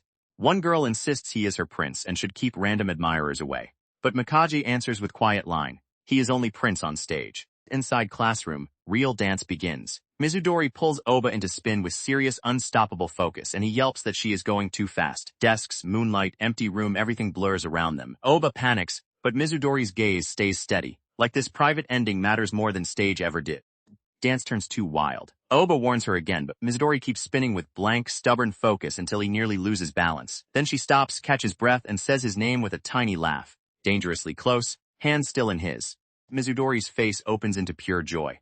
"This is so much fun," she says, smiling so brightly Aoba can only stare. And in that smile he realizes dance is not only thing making his heart race. Aoba's thoughts turn inward. He used to tell himself he chose Ruri and Rio without regret, as if happiness demanded sacrifice. But after meeting Mizudori, after school visits, weekends, and every ordinary moment beside her, that old belief starts cracking apart. Memories flood together. Mizudori in class, at home, in costume, with glasses, in quiet rooms, in awkward moments, in soft ones. Everything with her has been fun. Back in classroom, Aoba reaches toward her shoulder as she begins. "I'm so." Answer lands before either of them can hide. In empty classroom glowing with festival light, Aoba understands it clearly. He is in love with Mizudori. He smiles with calm certainty, while Mizudori's wide eyes seem to say she should have known too. Festival ends, but Mizudori fever does not. More students keep peeking into classroom, hoping for glimpse of princess who smiled. Mizudori looks cornered, Aoba looks worn out, and one protective girl fumes that these admirers are beyond annoying. Attention turns into daily chaos. Someone asks to check how Miharu is doing, only to find Aoba collapsed over his desk, panicking over what to do next. He remembers Mizudori's smile, remembers insisting he only wanted play to go safely, and realizes he cannot deny what changed inside him. Aoba admits it to himself. He has fallen for Mizudori, but outside boys still call for her, confess and get chased away. From outside, Aoba worries he looks no different. Just another guy chasing chance to be close to her. Maybe worse because his siblings brought them together. New seating may help, but his heart is already trapped. After realizing his feelings, Aoba cannot even look at Mizudori normally. 1 week passes in awkward distance. At Mizudori's house, Ri notices Aoba, Ruri, and Rio have not come over lately, and Mizudori quietly agrees. Absence says what neither teen can. Memory explains why. Aoba had smiled nervously and said cultural festival was over. Midterms were coming, and he wanted to try working hard on his own this time. Mizudori could only accept it. Meanwhile, Ruri and Rio ask to visit Rei's house tomorrow, but Aoba delays them until tests end. At school, Mizudori's new fame follows her through hallway. One excited girl tells her she has become talk of town, while Aoba watches from distance. Mizudori admits random boys mean well, but being approached by strangers leaves her thrown off. Translation lands immediately. Unwanted attention is wearing her down. Aoba still tries helping from safe distance. He hands Mizudori recording for Rei after hearing Rei missed favorite show, then nearly invites himself over before blurting that he already has plans. Mizudori's face drops into silent sulk. Even restroom hallway cannot hide truth, as someone calls out to Aoba and asks if he has been avoiding her. It sinks. Aoba denies trying to avoid Mizudori, but his panic gives him away. He says there was no confession, no rejection, only guilt. Now that he knows he likes her, he feels no different from boys crowding around Princess because her beauty captivated them. His friend cuts through that spiral. At start of school, he admits he was also one of boys, dreaming about amazing high school life with pretty girl like Mizudori. But Aoba is not some follow-the-crowd guy. Other people's opinions do not matter. What matters is what Mizudori thinks. Those words stay with Aoba. Later in empty class 1-2, he notices pencil case sitting out and wonders why it moved from under his desk. When he checks beneath desk, he finds unfamiliar drawstring lunch bag instead. Quietly hidden, clearly not his. A classmate borrows seat and jokes it is rare for Aoba to bring bento, asking if his mother made it. But Aoba already knows something is wrong. Inside lunch bag rests bento box and message. I'd like to be paid back for this month's food. Mizudori's counterattack begins with one devastatingly domestic note. Classmate spots bento and asks if it is not his. Aoba clutches it like treasure and insists it is definitely his. Mizudori eats nearby in silence, but Aoba remembers key answer. What matters is what she thinks. Then one bite confirms everything. Box packed with all his favorites. Aoba eats alone beneath lingering festival memories, smiling despite himself. Every bite tastes too good, too personal. Later, outside Mizudori's home, he returns empty bag and thanks her for meal. Mizudori answers softly, "It's my pleasure," and quiet distance between them begins to crack. Mizudori presses attack with calm cruelty. If he still will not come over, she can keep making bentos from tomorrow. Aoba folds instantly, saying he will come to her house for dinner. When she asks if he is sure, children burst in with, "We're here," and Aoba admits he was worried she might truly never invite him again. Mizudori's guarded face melts into relief. "I'm so glad," she says, because she made that bento for him. Then nerves spill out all at once. She rambles about picking foods he likes, asks if taste was strange, and Aoba freezes as her effort hits him harder than any confession could. Aoba cuts through her panic with force. "Mizudori, it tasted great. It was delicious." She keeps explaining ingredients anyway, but his heart has already reached painful clarity. She thought so much about him, yet here he was worrying only about how others might see him. Shame finally makes him bow. Aoba apologizes and admits he has been staying away because there is something he wanted to figure out alone. Mizudori offers help at once, thinking it might be schoolwork, but he panics and says it is not about tests. It is more personal. At entrance, Aoba cannot say it yet. He tells her there is something inside him he still has not sorted out, something he cannot speak right now. But one day, he promises, he will be able to. His eyes carry truth he is still too afraid to name. Mizudori accepts that promise with gentle smile. No pressure, no demand. "All right," she says, "I'll be waiting then." As sunset sinks behind rooftops, Aoba's hidden words burn clear in silence. "I love you, Mizudori." Aoba chooses honesty over panic. He will not deny feelings, lock them away, or run from them anymore. Around dinner table with Mizudori, Rei, Ruri, and Rio, his quiet vow becomes clear. He will let himself truly fall in love, but heart immediately betrays him. Mizudori appears in one fantasy outfit after another. Nurse, police officer, dazzling heroine, and every version calls Aoba-kun. His mind turns dangerous before day even begins. Aoba wakes with face burning, defeated by his own dream. Phone reads Sunday, October 27th, 8:35. He tells himself to stop thinking about what they have planned today, but clicking phone shut cannot shut down his imagination. Last Sunday of October arrives, and Aoba heads to Mizudori's house with Ruri and Rio. Door opens. Aoba looks up, and question answers itself. End of October means one thing, Halloween. Mizudori waits in witch costume, star wand hiding half her face. Happy Halloween, bursts from his unside as Rei appears in black cat outfit, full of energy. Aoba freezes. He thanks Mizudori for having them over, but then he sees her properly. Witch hat, cloak, soft smile, and words die in his throat. Well, Aoba, this is ideal and fatal at same time. Seeing girl he loves while caring for siblings should be perfect. Recent events should make him accept romance. Instead, he is over moon for one simple reason. She looks so cute. Ruri and Rio charge forward with trick or treat, while Mizudori sadly says they have no treats. Hope vanishes from tiny faces, until she reveals twist. They are making treats themselves. Instant resurrection. Halloween mission begins. Recipe sounds. Shout. Soften sweet potato and pumpkin, mix milk, sugar, butter, shape, brush, bake. Simple enough. Until Mizudori says sharp tools are for her and Aoba, then hands him peeler. Their fingers touch. Aoba flinches like struck by lightning, and cooking turns into romantic hazard zone. Aoba tries to calm himself with peeler in hand. Nothing has changed, he tells himself. Same kitchen, same routine. But one glance at Mizudori in witch hat sends sparkles everywhere, and his heart starts losing. Fast. And chopping becomes dangerous when she stands nearby. One child begs her to cast spell on pumpkin like witch, and Mizudori seriously raises star wand. Her spell is clumsy, sweet, and deadly. By everyone's cheer, make pumpkin soft and clear. Microwave dings like magic bell. Children cheer. Mizudori blushes and Aoba gets hit by truth. Every move she makes is adorable. When she smiles while handing out warm pieces, he finally understands this strange pressure in chest. So this is love. Aoba tries to keep working while children roll dough beside him, but thoughts keep circling back to Mizudori. Maybe costume makes her cuter, maybe she was always this pretty. Even while washing dishes during baking time, He cannot stop worrying over how much better everything feels today. Treats come out soft and warm, and first bite earns simple verdict. It's good. Everyone gathers around with happy cheeks full of Halloween sweets. Then Mizudori silently beckons Oba closer, and his face instantly flushes. Oba realizes how absurdly lucky he is. Cultural festival after effects may still linger, but Mizudori has always been loved by people near her. And now here he is, celebrating Halloween with girl he loves. Before his brain can return, Mizudori unveils next plan. There is no way someone could be this lucky. Door slides open with heavy creak. 3 sheet ghosts jump out yelling, "Trick or treat!" Children scream, then counterattack with candy like setsubun beans, chasing monsters back in chaos.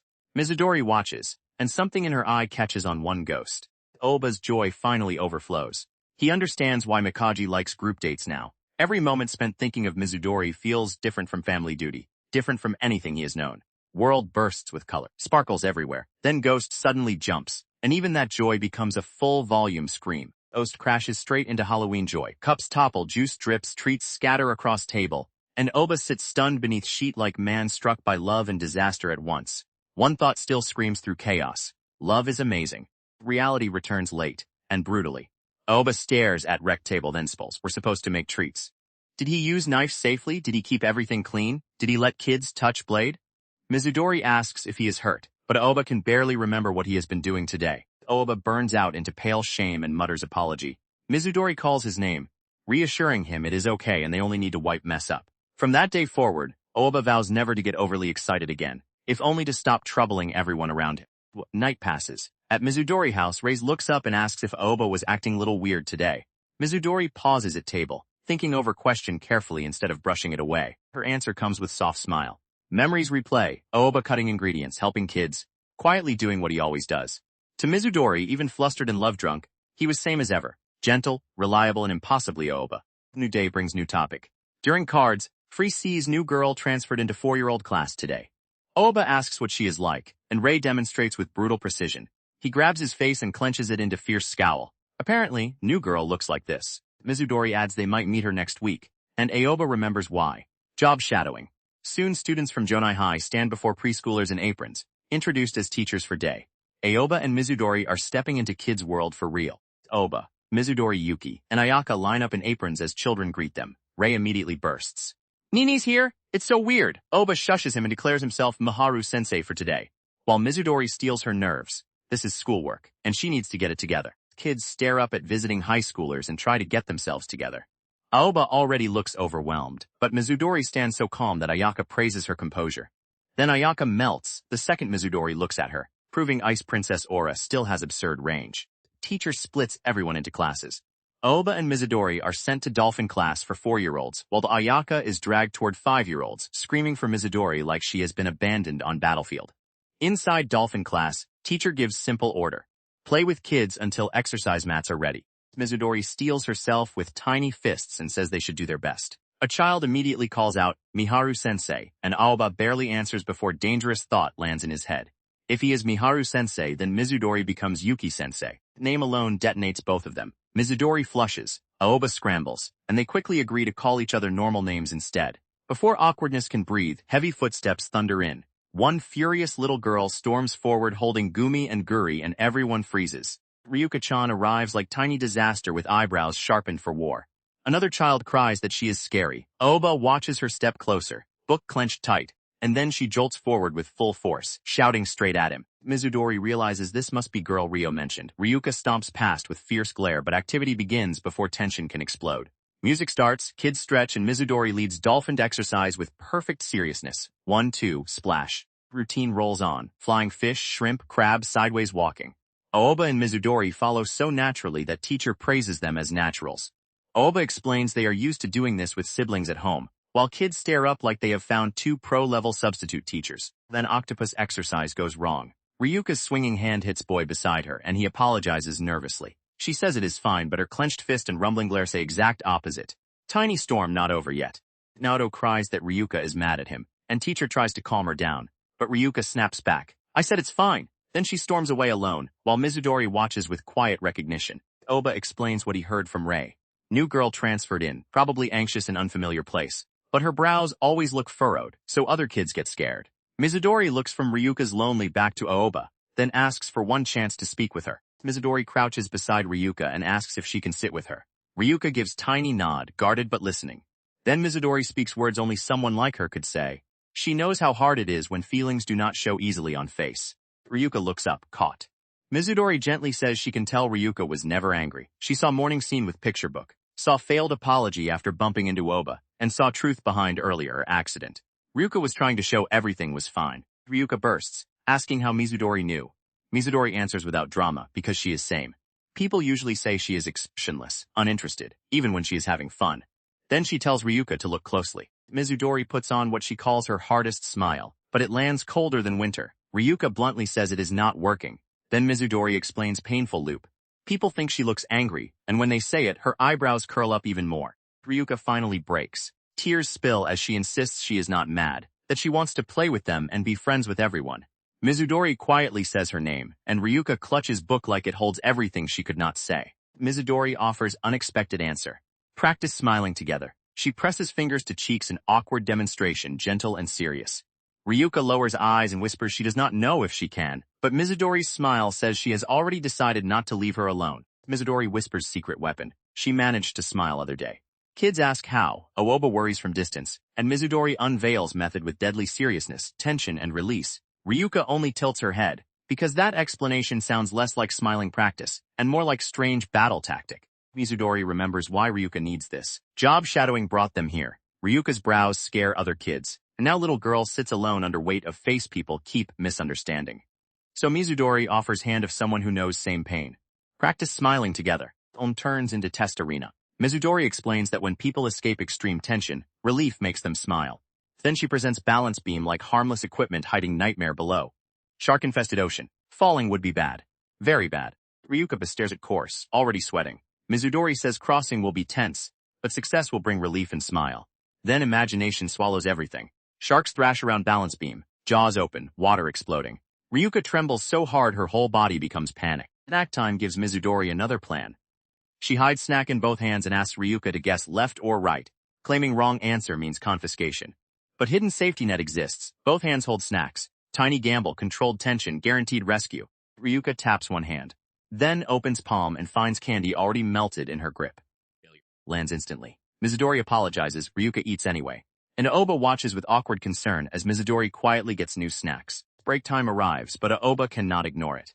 In staff room, he calls Mizudori over and admits he hates bringing it up. Mizudori already knows. She says what she is doing is wrong, too pretentious to teach Ryuka how to smile when she does not know how herself. Aoba rejects that gently but firmly. If Mizudori wants to support Ryuka's feelings, nothing about it is wrong. Then Mizudori looks straight at him and asks question that stops him cold. Has he ever misunderstood her? Aoba can only blink back, stunned. Aoba thinks hard before answering. At first, he admits. He saw Mizudori as calm, cool, and collected. But once she told him she struggled to show feelings through expression, everything changed. Now he says there is no way he would misunderstand her. Mizudori turns question back on him. Has she ever worried that she might misunderstand him? Her answer comes instantly. Never. Because she also knows what kind of person Aoba is. His face goes red but thought takes root. Before changing Ryuka's face. Maybe they need to let others know who she is. Back in dolphin class. Mizudori crouches before Ryuka and suggests telling everyone truth. She is not angry, and she wants to be friends. Ryuka panics, fearing no one will believe her if her eyebrows curl again. But Mizudori answers with quiet certainty. She has never once thought Ryuka was scary, because she knows Ryuka is not angry at all. Aoba adds that having even one person who understands you is deeply reassuring. Those words hit Ryuka gently, and Mizudori's resolve sharpens. With clear eyes, she says they should let everyone know who Ryuka really is. Mizudori and Ryuka march forward together, but tension explodes before first word. Their stiff faces look so intense that other kids panic. One runs, one backs away, and Ryuka sinks into gloom while someone calls her name. Mizudori realizes problem may be vicious cycle. Stiff expressions make people unwilling to listen, which makes everything worse. She spirals, wondering if she should ask Aoba, or maybe Ayaka from other class. Then Ryuka quietly grabs her apron, face trembling with desperate courage. Mizudori chooses hands-on solution. She squishes Ryuka's cheeks, calling it face massage and explaining that loosening facial muscles can help lift corners of mouth. Ryuka protests through mashed words, but Mizudori keeps kneading with serious tenderness.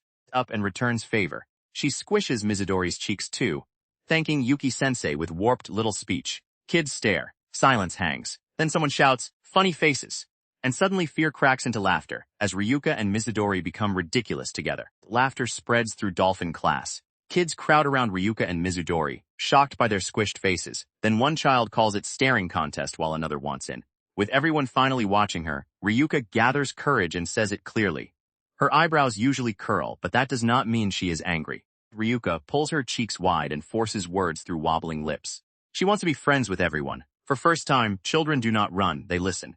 Then laughter breaks out again, soft and warm, and even Aoba and Mizudori can only stare as Ryuka's clumsy confession reaches them. Kids answer with their own funny faces and shout, "Of course!" Fear vanishes like it was never there.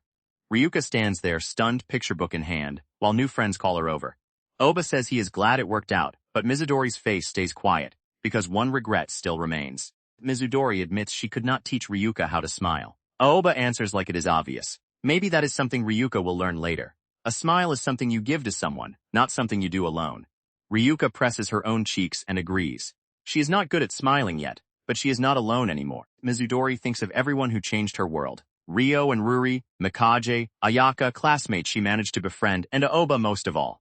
Outside family, there are already people she wants to smile for. And reason she can say that has always been standing right beside her. Mizudori thanks Aoba out of nowhere, leaving him frozen and confused. When he asks what for, she says it is nothing, but he can feel her gaze on him. Then time shifts forward and winter uniforms arrive. Mizudori stands in white blazer and ribbon, looking colder, softer, and more unreachable than ever. At hospital, Mizudori visits her mother with Rei and gives him early birthday present from both parents. Rei opens it and lights up. Gaming console he can use to play online with Ryo. His mother suggests Aoba teach them during birthday party, then smiles and asks if Rei really likes Aoba family. Rei answers with whole heart. He loves them. Then question turns toward Mizudori. How about you, Yuki? She begins, yes, I do. Love. And Aoba's face flashes in her mind before words can finish. Silence drops. A knock cuts through room. Nurse enters and Mizudori is left caught between interrupted sentence and feeling she almost said aloud. Nurse interrupts before Mizudori can finish that dangerous word. Her mother calmly sends visitor away, then stops Yuki with one more gift. Something for everyone to play together. Mizudori accepts it, while her exhausted mother collapses from medication, apologizing for stealing family time like this. Doctor warns medicine was strong, but Mizudori's mother smiles through pain and calls it proof medicine is working. Missing Rei's birthday would hurt more than anything, she says. Then, with absurd strength, she flexes and asks if she will become that strong when she has kids too. Answer comes loud and proud. Kids are wonderful. November 11th arrives, the day of Rei's party. School bell rings and Aoba and Mizudori march out with dead serious faces, racing from classroom to Mizudori's house. 1 hour before pickup. 1 hour to finish everything. No room for failure. Preparation begins in panic. Aoba wonders if they should have started sooner, but Mizudori insists decorations were impossible to hide from Rei. When she apologizes for causing trouble, Aoba cuts through it. They promise to prioritize siblings, and he tells her plainly. She can ask him for help anytime. Those words land softly between them. Oba's expression turns gentle. Mizudori looks back in quiet surprise, and party decorations sit half-finished around them. Then he carefully points out her blind spot. When it comes to Rei, she gets stubborn, almost tunnel-visioned. Mizudori listens instead of deflecting. Mizudori admits he might be right. Memories surface of young Rei, and of herself giving him almost all her attention. Then clock snaps them back. Aoba runs to pick up kids. Mizudori rushes to prepare food, and Aoba leaves with a small smile, like he trusts everything will work out.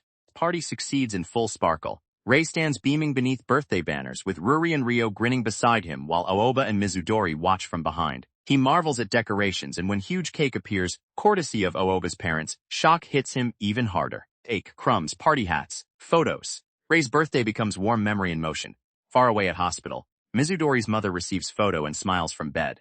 Then Mizudori remembers gift from her mother and pulls it out. Mystery game board marked with left foot, and right hand. Next surprise has only begun. Party game turns dangerous fast. Spinner orders Aoba and Mizudori into awkward poses. But kids cannot even play properly because size difference makes them wobble and tumble. Aoba protests that only 2 adults remain, so game becomes one-on-one battle between him and Mizudori. Then battlefield collapses into pure panic. Every new move pushes Mizudori closer. Her hair, her face, her scent all invading Aoba's space. His mind screams one thing only. Girl he loves is way too close, and survival already feels impossible. Disaster lands with soft bump. Aoba slips back and his head hits Mizudori's chest, freezing both of them in place. Kids sneeze and jolt nearby, but Aoba and Mizudori can only stare, faces burning, until one tiny sound makes mistake impossible to ignore. Mizudori looks almost proud of herself, as if she won without realizing full damage. Oba nearly short-circuits. Then she loses balance. Oba's hand pokes her foot, and he tries to excuse it as accident, but her body wobbles again. Next fall is worse. Mizudori tips forward, and Oba ends up underneath her with both of them tangled together on mat.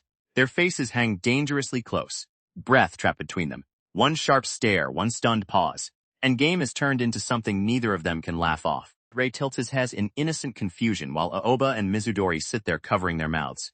Then question drops like bomb. Did they kiss? They explode in perfect denial, shouting they absolutely did not. While Aoba leaves with Ruri and Rio and Ray sadly watches them go. After guests leave, Ray wonders why Aoba's family cannot live with them. He wants everyone to become family someday. Mizudori says there is not much they can do, but if there were one way, then one word rises in her mind. Marriage. The almost love confession from hospital flashes back, and her face turns helplessly red. Ray takes thought somewhere even brighter, living together like him and Ruri. Mizudori accepts that as another possibility, while Aoba tries to survive preschooler negotiations at door. Time shifts again to school, where whispers gather around a handsome second-year student, Himuro Kaito-senpai, leaving Aoba staring as new attention enters their world. Classroom buzzes when handsome second-year walks in like spotlight follows him. Girls whisper that he is dreamy. Someone wonders why he is in first-year room, and Aoba's eyes snap wide the instant Himuro Kaito faces Mizudori and asks her out. Himuro repeats it clearly. Mizudori Yuki-san, will you go out with me? Room freezes. Oba's thoughts spiral. If Mizudori is most beautiful girl in school, then this guy may be most handsome boy. Confidence, timing, audience. Everything is too much, and no one knows what Mizudori will do. Mizudori bows her head and says, I am sorry. Instant rejection. Class erupts in shock while Oba short-circuits in middle of chaos. Himuro twitches, then asks if go out meant romantic relationship, and Mizudori answers with same calm blade. That is right. Himuro tries to recover, asking her to think it over. But Mizudori apologizes again. He offers to return for formal answer another time, and she shuts door for third time. I'm fine. I'm sorry. 3 apologies. 3 cuts. Even her quiet face cannot soften final blow. Bell rings and teacher drives everyone back to class before tension explodes further. Himuro leaves with strained smile and one last, see ya, Mizudori Yuki-san. Mizudori worries she made him angry, but Oba bursts with relief, praising rejection as magnificently clean. After confession storm passes, Mizudori hits unexpected question. What are people supposed to do when they are going out? Classmates gather, but answer gets thrown to girl named Ume, who suddenly reveals she has college boyfriend experience through her older brother's classmate. Ume explains dates like secret ritual, shopping, movies, games at her house with her older brother joining in and sometimes visiting his place too. It may not help much, but Mizudori sees something clearer than advice. Ume is incredibly happy even when apart, because thinking about him is fun too. Ume smiles and says falling in love makes her unable to think about anything else. Mizudori goes still. Those words sink deep, and her silence says enough. Around her, classmates panic over Ume thanking them for the meal. But Mizudori is already facing questions she can no longer avoid. After Himuro's rejection, Oba's friend laughs way too brightly, saying even a senior that cool can get dumped. Then he turns sharp and calls Oba out. He likes Mizudori and wants to go out with her, right? Oba admits he likes her. But when going out becomes real, he freezes behind excuses. A friend refuses to let him hide. Mizudori seems dense about romance, he says, so half-hearted effort will change nothing. Those words follow Oba all the way to outing with Mizudori and kids, where he tries first bold move, offering to pay bill. Mizudori blocks him instantly. We'll handle our own, she says with calm finality, leaving Oba sweating. He tries next move and offers to carry her bags, another clean rejection. Then she calls his name and suggests crepe shop downstairs, and Aoba grabs chance like lifeline, but nerves make him careless. Aoba nearly bumps into someone while chasing moment, and Mizudori catches his sleeve before collision happens. Her voice turns firm. Please look where you're going. In one heartbeat, his attempt at being smooth turns into her protecting him instead. The kids start rushing toward Hiro's show, and Aoba panics right along with them, apologizing for almost getting dragged into chaos. Mizudori quietly grips his sleeve and gives verdict that destroys him. He is unsteady today, so it is dangerous. Please stay right by my side. Side by side, they reach White Brave character show. Hero throws white punch, villain curses him and threatens to take hostage, and crowd roars. Aoba sits among excited kids with Mizudori beside him, still rattled, still close enough for every word from earlier to echo. Villain steps down and chooses Mizudori as hostage, calling her super cute but safe because she is not child. She calmly takes performer's hand while Aoba watches. Then memory of friend's warning slams back. Keep dragging feet, and confessions will keep coming. Mizudori might end up dating someone he does not even know. Oba tries to tell himself it would not be bad if Mizudori found someone good. But image of her face crushes that lie. His hand closes over hers, stronger than fear, and truth finally rises from inside him. He does not want that. Oba's hand tightens around Mizudori's before his courage can run away. He admits it inside himself. Of course he does not want her with someone else. Because when you love someone, wanting to stay by their side is only natural. And Mizudori hears enough to turn back in surprise. Reality crashes in one beat later. Mizudori reminds him that she did ask him to stay by her side, but right now, this is a little much. Oba looks down and finally realizes he is holding her hand in public, while the villain and nearby kids stare like they have walked into wrong drama. Panic swallows him whole. Aoba screams inside, wondering what he should do, but before he can fix anything, one tiny hero charges in with shining eyes. The child points at his own cheek, wakes up from fear, and rushes straight towards center of show. The child proudly announces he is off, and villain immediately grabs him as hostage instead. Aoba and Mizudori recoil in horror, while performance rolls on like nothing happened. By time show ends, fun should have filled air. But nearby, two boys notice Himuro lingering alone and call his name. Himuro hears one thing that cuts through crowd noise. Aoba is with Mizudori Yuki. His face goes dark and focused. Meanwhile, Aoba sits with Mizudori and kids, feeling totally useless after everything that happened, until he notices someone watching and asks, "Who is that guy?" Next school day, Himuro takes Aoba's seat like he owns it. He greets him with lazy smile, calling him "Ow whatever kun," while Aoba explodes in confusion. This is Senior who got rejected by Mizudori. So why is he waiting at Aoba's desk? Himuro says he saw Aoba and Mizudori at mall, looking like they were on date. Aoba goes silent, then erupts. He was only there because his little brother wanted show and his sister wanted to see it. Classmates instantly relax at sound of childcare. But Aoba is left stunned by accusation. Himuro laughs and twists it nastier, saying Aoba used kids as excuse to get close to Mizudori. Aoba's patience snaps. He hates hearing that out loud, even if it looked that way. Then Himuro finally reveals why he came, not for Mizudori, but to talk with Aoba, though he still gets his name wrong. Aoba drags Himuro out before classroom gossip can explode any further. On rooftop, Himuro asks one question straight. Is Aoba dating Mizudori Yuki? Aoba says no, but Himuro grins like answer already proves him right. There is no way someone as plain as Aoba could be the one she chose. Aoba tries to stay calm and asks whether Himuro even likes Mizudori at all. Himuro answers without shame, not at all. He is single, bored before entrance exams, and only wanted fun. Aoba sees it clearly now. This senior came not with love, but with pure spite. Then Himuro says quiet part out loud. Dating the ice princess would make him look even better. Cold, mysterious, expressionless, surrounded by men she cuts down without mercy. To him, Mizudori is not a person. She is trophy with perfect theme, because even his name means ice. That word snaps something inside Aoba. He asks if that is really how Himuro sees her, because Mizudori is not expressionless by choice. She keeps trying again and again to show smiles to people she cares about. To Aoba, girl everyone calls cold has always been fighting warmer battle than anyone knows. Aoba raises voice beneath open sky. No matter what others call her, Mizudori he sees has never once been an ice princess. Those words stand like wall between her and every cruel rumor that ever froze around her name. Himuro's smile twists. He calls Aoba cocky, a mere babysitter acting like he knows her better than everyone else. He brings up school festival rumors, the stage where people swore Mizudori smiled, then later dismissed it as lighting, illusion, or hallucination. To him, even her smile is only gossip. Then Himuro says he could not care less either way. If Mizudori Yuki wants to smile but cannot, that is fine. Everyone has strengths and weaknesses, and to him, her inability to smile is only one harmless little quirk. Aoba explodes. A quirk? Can Himuro say that to Mizudori's face, knowing how much she suffers over it? Himuro answers with smile and chilling confidence. Of course, he would tell her she is charming as she is, so she can stop forcing herself. Then he spreads his arms and declares joy and smiles are not same thing, while Aoba realizes Mizudori herself has arrived to hear it. Himuro throws his arms wide and makes rooftop into stage. Even if Mizudori never smiles, he declares he could still make her happy, so she should choose him. Aoba stiffens, Mizudori stands silent, and Himuro's confidence hangs in air like challenge nobody asked for. Mizudori answers with same calm that crushed him before. She raises hand, apologizes for repeating herself, and starts rejection again. Himuro breaks instantly, grabbing her arm in panic and screaming for her not to say it. He already knows verdict. He cannot survive hearing it again. Too late. Mizudori bows and says, I'm sorry. Himuro shatters like glass, realizing it is fourth rejection from same person. He drops to rooftop and pounds ground in humiliation while Aoba watches, exhausted by absurd battle he never wanted. Aoba finally asks why Mizudori came all way up here.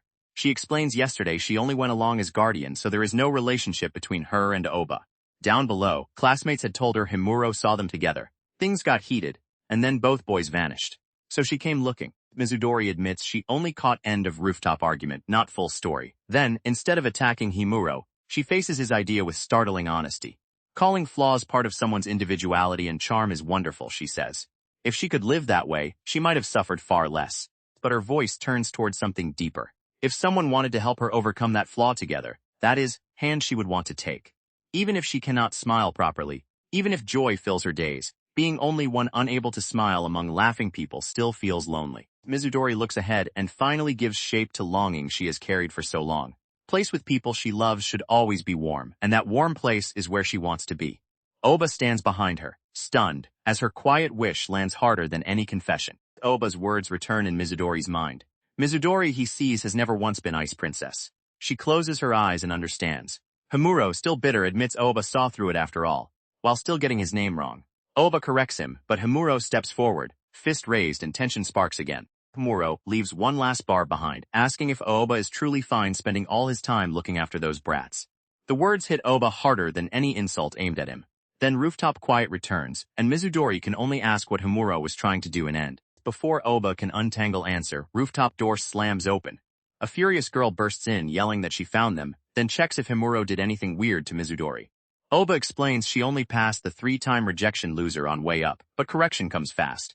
Himuro's rejection count has officially reached 4. Thus, Himuro's confession commotion finally dies, leaving him branded with 4 defeats and rejection loser written all over his gloomy face. Time moves on.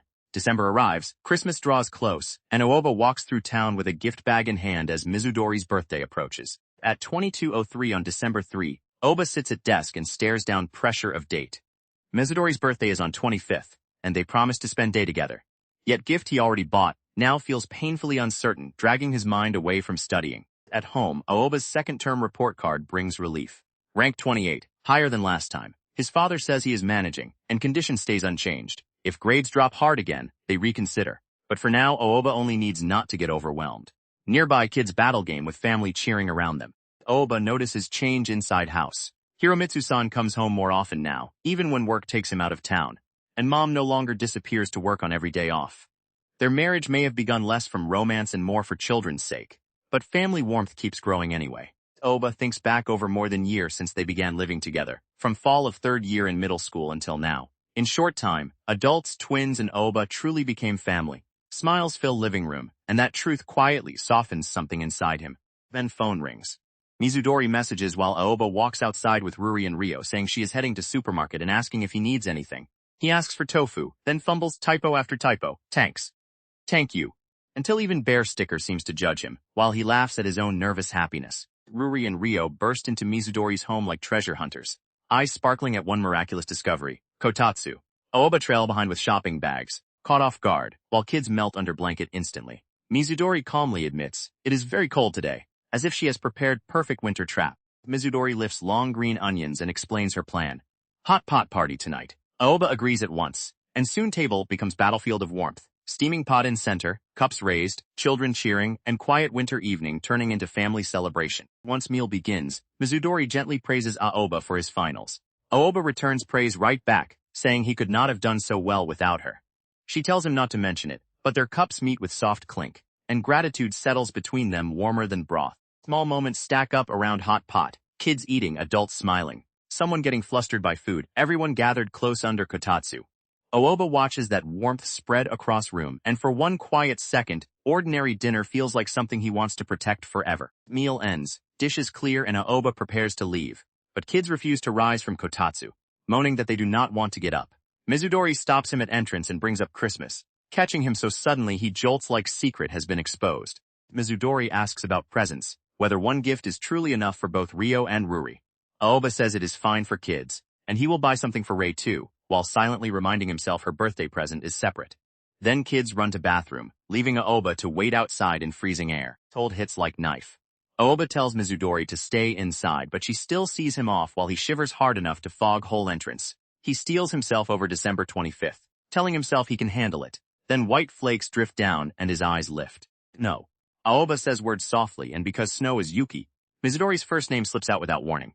Mizudori appears behind him in coat, asking what it is, Miharu-kun. Aoba nearly short-circuits. He called her by first name and she answered with his. Mizudori catches him first.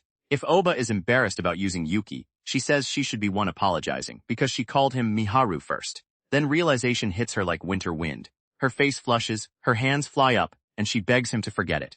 But hiding only makes her cuter. Mizudori peeks through her fingers, blushing so hard she can barely speak, and murmurs that it is unfair.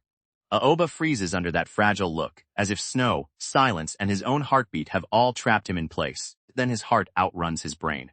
In front of her doorway, with snow falling around them, Aoba says it straight. I love you. Mizudori stiffens behind her hands, while Aoba instantly panics inside, screaming at himself that this is clearly not the time. Aoba tries to gather shattered thoughts.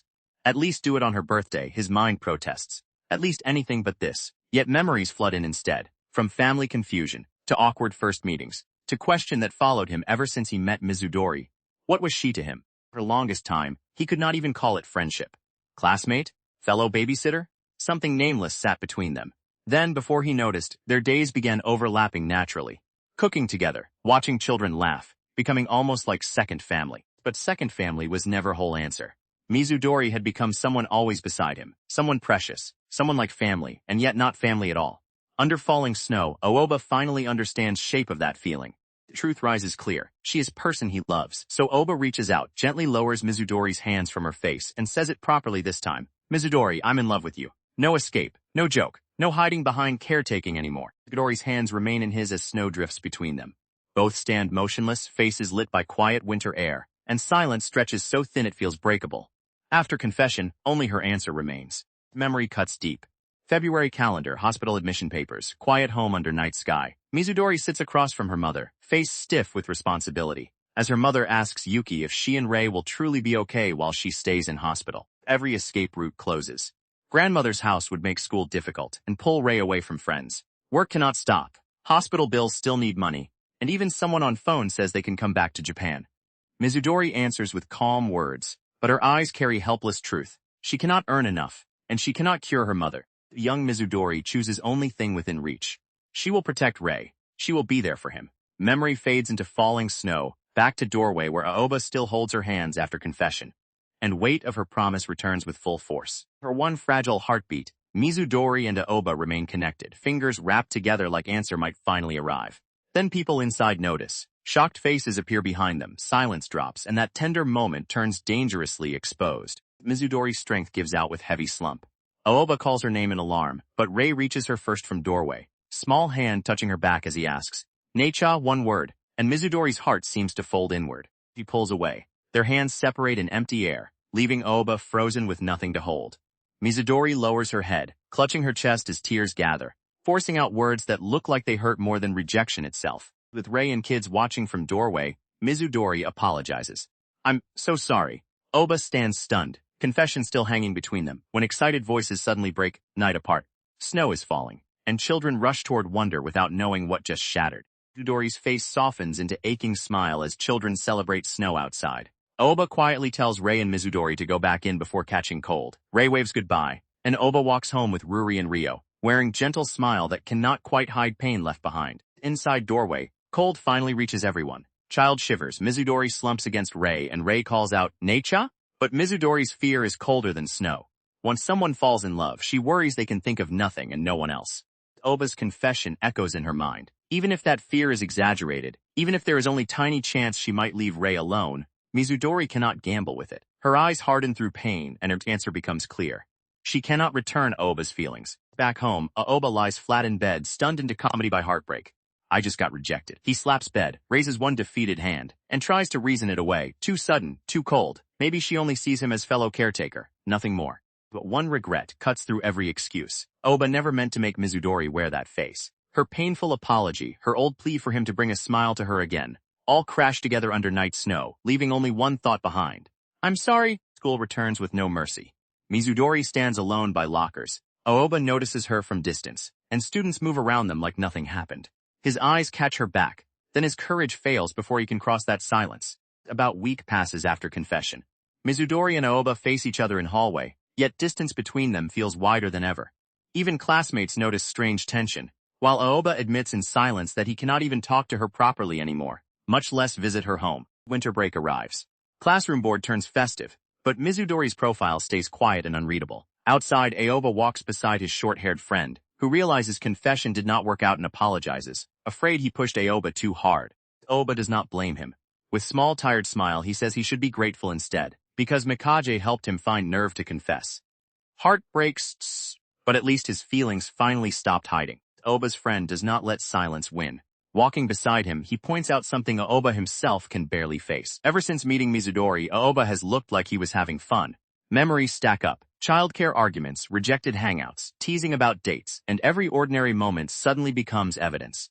Aoba tries to sink into self-loathing, wondering if he was no different from every guy chasing Mizudori. His friend cuts through it with one firm word, no. To him, Aoba truly looked happy beside her, and that truth leaves Aoba with no easy answer. Aoba finally admits what scares him most. If things stay like this, he is keeping Ruri and Rio away from Rei too, letting his own heartbreak spill into children's world. So there is only one path left. He needs to sit down and talk with Mizudori. But older brother duty strikes first. Ruri and Rio sulk with full force, demanding to know why they still cannot visit Rei's house. Aoba tries weak excuses about people having their own lives, only for the twins' fury to corner him completely, until someone else appears. A determined little girl charges in, calling for Lala-chan, then grabs Aoba and announces Ayaka Wani-chan sent her to collect his siblings. Before Aoba can understand, she drags everyone away like rescue mission has begun. At Snowy Park, Ayaka stands waiting with fierce resolve. She points straight at Aoba and declares they need to talk. Ruri, Rio, and Aoba freeze together, caught by Tiny Judge with no escape route. Ayaka goes straight for weak spot. Did something happen between Aoba and Mizudori? Mizudori apparently said nothing, but Ayaka is not buying that for second. When Aoba finally sighs and admits he got shot down, shock detonates across her face. Ayaka almost explodes, unable to believe Mizudori rejected him. Then she presses harder. Aoba says he does not know. He wants Ruri and Rio to keep seeing Rei, but if Mizudori wants nothing to do with him anymore, then Ayaka's verdict lands instantly. You are an idiot. Ayaka stomps closer, fury shaking with every step. She demands where Aoba's nonsense is coming from, then drops truth like hammer. If Aoba disappears, Mizudori will be left all alone. Aoba freezes as she calls him by name, Ayaka. Ayaka's voice cracks, but she does not back down. She says she has never understood Aoba or Mizudori, never understood why both of them keep giving everything to their siblings until there is nothing left for themselves. Ayaka admits Lala is precious to her too. Family matters, of course it does. But even then, she still thinks about herself. She wants to go out after school, dress up on weekends, and live like normal high school girl. Then she stares straight at Aoba and asks if that is not normal. Her tears finally spill. Ayaka says that is her normal, and because of that she may never truly understand Mizudori. But Aoba can. He is only one who can. That is why she grabs him by chest and forces him to face what he keeps running from. Ayaka shouts what Aoba needed to hear most. Rejection, pain, awkwardness. None of it matters if Mizudori is suffering alone. He has to stay by her side. He has to be there for her. Don't give up so easily, idiot. Then Ayaka lowers voice and reveals what she knows from watching Mizudori. She may not know what happens between them in private, but she knows one thing for certain. Mizudori does feel something for Aoba. She has watched long enough to know who Mizudori keeps looking at. Aoba turns teasing for one dangerous second, saying Ayaka's feelings toward Mizudori are intense too. Ayaka instantly puffs up, hating that he noticed, then blurts out that Mizudori once said Ayaka was someone important, someone who could never misunderstand her. Aoba answers softly, then Ayaka is already big part of Mizudori's life. Ayaka punches him for encouraging enemy, and Aoba fires back with fist bump instead. Their rivalry turns into pact. Beside them, little girl watches in confusion as winter evening settles over houses, leaving Aoba with new resolve and one person he must reach before snow buries everything. Aoba finally gathers courage and reaches for phone. His finger trembles over message. Sorry about the other, we meet up to talk? He sends smile, collapses onto bed with sigh. Then Ayaka's words return, normal, siblings happiness. And one question keeps echoing in his head. Normal, huh? Aoba looks back on his own choice. His parents were against him taking care of Ruri and Rio, and Mikage worried too. From outside, maybe it was not normal.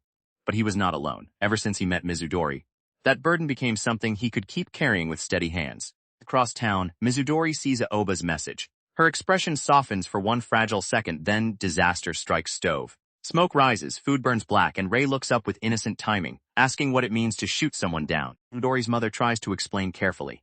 It means not being able to return someone's feelings, a way of saying, I don't love you the way you love me. But Rei freezes on those words. Don't? Love? Tiny question lands heavier than anyone expected. Memory flashes back to Park, where children mistake Aoba and Ayaka's serious talk for fight.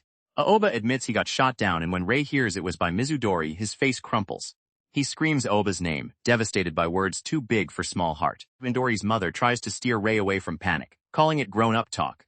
But Rei's eyes stay bright and haunted. Meanwhile, Oba checks his phone and sees one brutal sign. Mizudori read his message, but no reply came. Days slip by. December 22nd becomes 23rd, then 24th. Gift bag waits untouched. Whale sign hangs quietly. And at preschool, Ruri and Rio meet Rei again. But Rei's stunned face says news has reached him too. Mizudori stands outside near Christmas sale signs, staring at Aoba's unanswered message. Tomorrow is promised day. Tomorrow is birthday. She types apology, deletes it, types again, deletes again, until call rings out that Rei's sister has arrived, and her courage droops before one word can escape. Rei appears with cheeks puffed and eyes burning. Mizudori calls is startled, but he only glares harder, tiny body packed with anger he cannot hide. All walk home under winter sky, but Rei refuses to look at her. He stomps ahead, huffing at every step, ignoring every chance to soften. By time they reach home, silence between siblings has turned heavy. Mizudori kneels and asks gently, "Will you talk to me? Can you tell me why you're upset?" Rei finally answers, voice tight with betrayal. "Because, sis, you lied to Nichan." Mizudori freezes. "Oba-kun." Rei's small voice explodes. "The other day you told Oba Ni that you hated him." Mizudori snaps back in shock. "I never said that." But Rei only pouts harder, convinced something terrible happened. Mizudori tries to explain that he has misunderstood, but Rei already has proof in his own little world. "And for Christmas tomorrow, Aoba Ni and the others aren't coming, are they?" Her hesitation gives him answer. Rei bolts upstairs, leaving her standing in doorway with guilt chasing after him. Alone in room, Mizudori opens Rei's toy box and toy sword. Around her lie treasures from ordinary days. Robot soccer ball, train, tiny hero figures. Each one feels less like clutter, more like memories she has been guarding too tightly. Then memories rush in all at once. Oba stepping into their lives, games, meals, laughter, daycare chaos, bath time noise, quiet glances, children smiling. Every piece points back to same truth. Their world did not shrink because Oba came closer. It grew warmer. Oba's smile appears in her heart, bright and effortless, carrying cups while children crowd around him. Mizudori's eyes soften as she faces what she has avoided. Maybe loving him would not take her away from Rei. Maybe it was always another kind of home. Mizudori stands in kitchen, still shaken by Rei's accusation. "That's not true," she repeats, but when truth reaches her lips it stops. Her eyes lower, phone in hand, because admitting what she really feels means facing Aoba again. At Oba's house, Christmas dinner rolls on with forced normalcy. Hiromitsu asks if he is going to Mizudori's tomorrow like planned, and Oba nearly chokes. Then phone chimes. Mizudori's reply finally arrives. She asks if they can still come over for Christmas, and apologizes for being late. Olds tech. Aoba can only stare. Then realization hits like fireworks. Tomorrow is still on. The kids cheer that they are spending Christmas at Mizudori's, while Aoba's heart, buried under rejection, suddenly starts beating again. Mizudori stands before Rei's door and knocks, phone still in hand. Her message to Oba now says it clearly. "Sounds good. Thanks for letting me know." But another door stays closed and her nervous face shows one problem remains unsolved. At Oba's table, missing piece clicks. One twin blurts that this explains why Rei did not come over, and Oba stiffens mid-bite. Across town, Mizudori keeps knocking, unaware that Rei's promise to the children is about to turn into trouble. Then truth spills out. Rei had believed tomorrow's Christmas party might not happen, so he told Rio he would come today instead. Mizudori's face goes pale as she hears it. Rei said he wanted to come. That means his silence upstairs may not be silence at all. Oba calls Mizudori at once, and panic breaks open. Mizudori explains they argued. He was supposed to be upstairs but his shoes are missing too. Oba's mind races. Rei is probably heading to his house, though no one knows if he can make it alone. Oba makes decision before fear can spread. He tells Mizudori to stay home while he searches route to his house, because Rei might get lost and turn back. If that happens, she must be there waiting. Mizudori tries to apologize, but Oba cuts through her guilt with one steady call. "Mizudori." Oba steadies his voice through phone and tells Mizudori they will talk later, about what comes next, not only for two of them, but for Rio, Ruri, Rei, all five together. On other end, Mizudori's eye widens before tiny answer escapes. "Okay." Oba turns crisis into action. He tells everyone he is going to find Rei, while adults split up and search too. Haruko-san is asked to call police, just in case. Then Oba runs into cold night, fear tightening around one thought. "Rei, please be okay." But Ruri and Rio refuse to stay behind. They burst forward waving glowing toy wands, shouting Rei's name like tiny rescue heroes. Oba goes silent, crushed by their determination, while adults insist outside is too dangerous and beg them to wait at home. Those childish wands become more than toys. Snow White, Sugar White, Lily White, White Braver. Hero names flash like battle cries as Rei climbs alone. And Mizudori folds in on herself, trapped between guilt and terror. Oba finally gives in. With Ruri and Rio at his sides, all three charge into winter streets. Let's go! Their search begins not with calm, but with desperate little lights clutched in shaking hands. Somewhere ahead, Rei pauses on stairs and looks back. Elsewhere, Mizudori sits curled up, helpless and afraid. Oba raises shining snowflake toy and calls out with twins beside him, while Mizudori whispers only one name. Rei! Mizudori sinks into memory. Snow falls around her like silence, and old voices return. Classmates praising others stylish, smart, funny, interesting. A younger Mizudori says she enjoys listening to everyone, but even then, distance already surrounds her. Then sharper memory follows. Children stare at young Yuki and say she always looks bored before drifting away. At home, her mother offers soft explanation.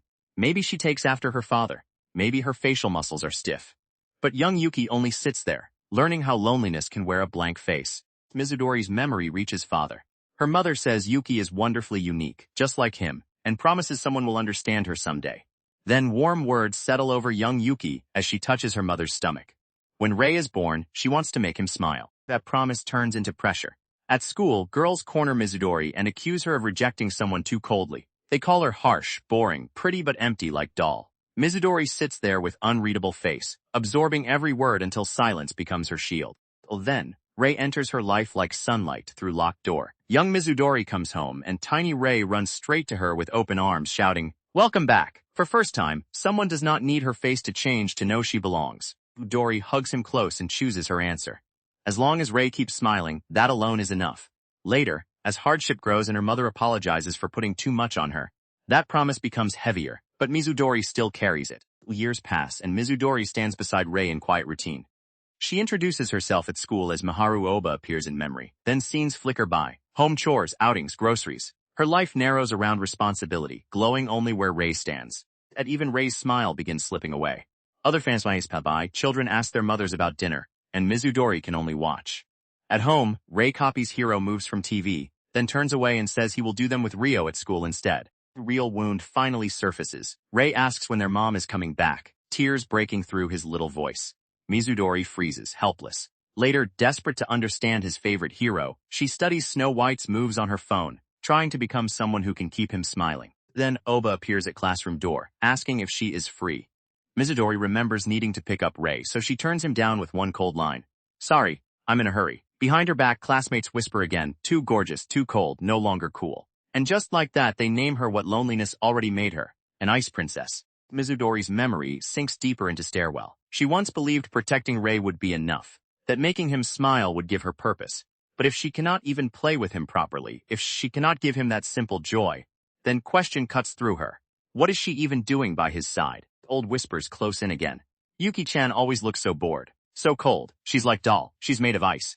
Mizudori stands alone beneath those voices, eyes dimming, until silent plea rises from inside her. "Someone please help me." Then answer arrives in loudest, most ridiculous form. Oba raises snowflake wand and shouts, "Transform!" Then with full heroic force he declares, shining across snowfield, Snow White! Mizudori stares, stunned, as if impossible light has cut through her frozen world. He immediately panics at himself, adding, "Or something like that." Yet his embarrassment cannot erase what happened. Mizudori reaches towards Snowflake Wand, and memory connects everything, his awkward courage, his warmth, and her own first real smile. Back in present, hand grips door lock. "Oba-kun." Mizudori opens door and finds him there, holding Rei's hand. Her eyes soften in disbelief as words form inside her. "Why is it that your—" Oba stands in winter coat, snowflake wand raised, Rei safe beside him. To Mizudori, answer becomes painfully clear. Whenever she reaches out, Oba is always there for her. Rei steps forward with trembling smile, and Mizudori whispers his name before rushing to embrace him. Rei bursts into tears, wailing apology into her arms. Mizudori holds him tight, tears bright in her eyes, and says only what matters. "Thank goodness, you're safe." Mizudori comforts Rei and takes blame onto herself. Then truth finally breaks open. She turned Oba down, because she thought choosing him meant abandoning Rei. But now she understands. She used Rei as excuse to run from happiness and from Aoba. Mizudori looks straight at Aoba, no longer hiding behind fear. She says she will not run away anymore, then asks softly, "Aoba-kun, will you hear me out?" Aoba can only stare, caught by weight in her eyes. Inside, everyone gathers around Kotatsu as full mess gets untangled. Someone overheard Mizudori and Ayaka talking. Ruri accidentally gave children wrong idea. Rio invited Rei without asking, and Rei left house without permission. Aoba and Mizudori admit they dragged children into their problems, so all five bow together and apologize. One child phones home and reports that Rei-kun is okay too.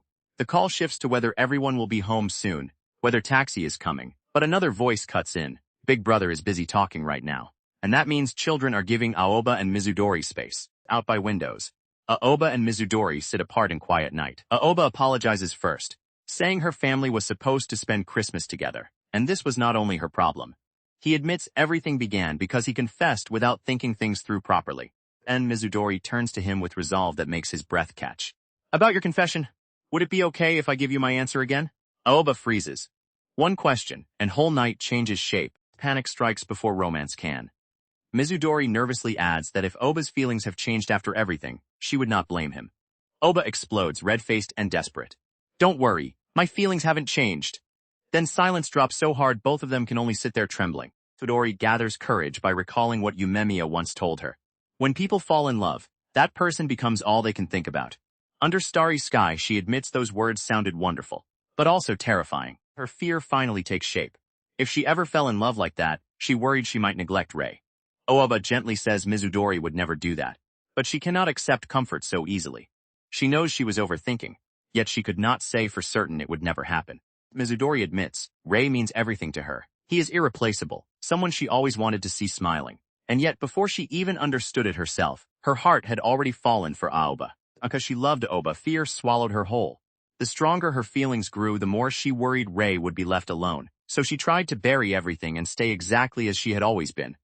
Aoba is so shaken he nearly stops functioning, until Mizudori snaps him back and asks if he even remembers first day he came to her house. That first visit changed something quiet inside her.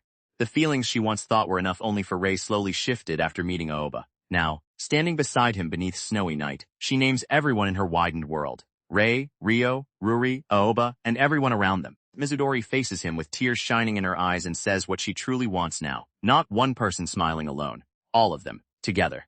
Aoba answers with gentle smile, and that small steadies her heart. Then she steps into truth with no more escape. Aoba-kun, I love you. Aoba stands frozen in doorway as words land between them. Bigger than snow, bigger than Christmas Eve, bigger than every fear she used to hide behind. But Mizudori does not stop at one confession. She loves how dependable he is, like Hero. She loves how cool he is, like Prince. She loves how kind he is and how deeply he cares about Ryo and Ruri. Every word reaches Aoba harder, because she wants him to feel what words alone cannot hold. So she gathers every single feeling, every fragile piece she kept locked away, and offers them to him completely. Right now, she wants both of them to smile.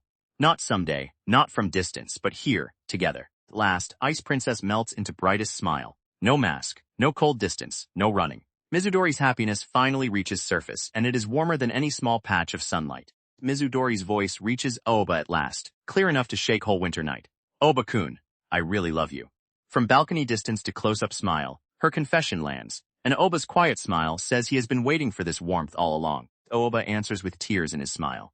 Thank you, Mizudori. I really love you too. Facing each other in falling snow, their hands hover, then edge closer, as if even touching feels too precious to rush. Their fingers finally meet. Then laughter breaks through tears, forehead to forehead, hand in hand, both smiling so hard they can barely hold it in. One tiny snowflake drifts between them like proof. Frozen hearts can melt. September 25 arrives, and celebration bursts through house. Rei, Ruri, Ryo, Aoba, and Mizudori gather around cake and party poppers, while Mizudori looks adorably stunned at center. Amid confetti, Aoba calls her name, and she answers, yes? Mizudori voices new worry with surprising honesty. If she ever gets too caught up thinking about Aoba, would it be okay to leave Rei in someone else's care? Aoba fires back with equal trust. Then if he ends up like that, she should take care of Ryo and Ruri for him. With children smiling around them, he asks whether people would think they are weird. And Mizudori admits, yeah, maybe. Memories of gift and gemstone glimmer beside open box on table. Yet while children decorate Christmas tree in background, Aoba and Mizudori's hands stay clasped in foreground. Even if worries remain, it is far too late to pretend nothing changed. One calls it weird straight to Mizudori's face. After all that, there is no way they are still not going out. Another person grumbles Aoba should have made first move, while Mizudori quietly sips her drink, cheeks warm, thinking that even as things are now, her heart already feels full. Aoba gets hit with same verdict while gaming in headphones. That's weird, man. Why aren't you two dating yet? He admits everything with Rei got hectic and he missed his chance, but Mikage pushes him anyway. Make it official, start properly from here. Aoba smiles and concedes. Yeah, you're probably right. After Christmas, group visits hospital where Mizudori's mother is staying, ready to apologize for their part in Rei getting lost. But before guilt can settle, a stern doctor rushes in and calls, Mizudori-san, he says details will be explained later. Then drops news that changes everything. By New Year, Mizudori's mother can continue recovering at home. Relief floods room. Ray beams with pure joy. Mizudori's mother smiles softly, and Mizudori watches in stunned silence, as if future she feared losing has suddenly opened again. On that same day, Mizudori's mother's discharge is approved. Later, Aoba and Mizudori stand side by side at shrine, hands pressed together in quiet prayer, their winter breath and hidden wishes swallowed by New Year crowd. But they are not alone by accident. At theater, Rio and others enjoy movie with Mizudori's mother, who apparently got 4 tickets and insisted they not worry during New Year's break. Aoba realizes she likely planned it carefully, giving children rare time with her, and giving him and Mizudori one chance to be alone. Crowd presses around them, and Mizudori murmurs that it is crowded. Aoba agrees. Then her hand slides toward his. Fingers brush. His face freezes. Her eyes widen. In middle of shrine rush, one tiny touch becomes louder than every footstep. Mizudori slips her arm around Aoba's, and both go painfully still. Behind them, imaginary voices from friends scream what everyone already knows. Weird. Why aren't you two dating yet?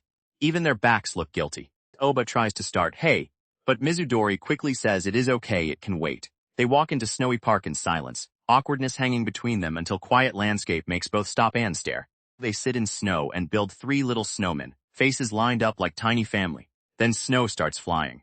Aoba smiles as Mizudori laughs with both hands raised, cheeks bright, finally playing in winter like girl who has learned warmth does not disappear when shared. Snowball fight fades into breathless quiet. Aoba smiles, Mizudori laughs, and 12:22 clock stands frozen behind them, like time itself is holding its breath. Then their faces shift at same moment, startled by sudden weight of being alone together. A voice calls, Yuki. Mizudori turns with tiny, but memory flashes back. Aoba almost said it before, then swallowed it. She looks up, wide-eyed, and realizes what changed. You called my name.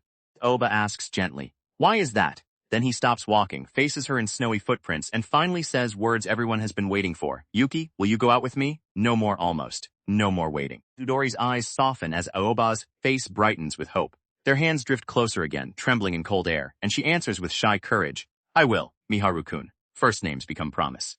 Up to warm house, and brutal reality. Kettle whistles, boots dry at entrance, but under Kotatsu, Aoba and Mizudori shiver like ghosts. Aoba admits they overdid it, and Mizudori agrees, both paying price for snowy romance. With others still away, they decide to warm up first. Their toes touch under Kotatsu.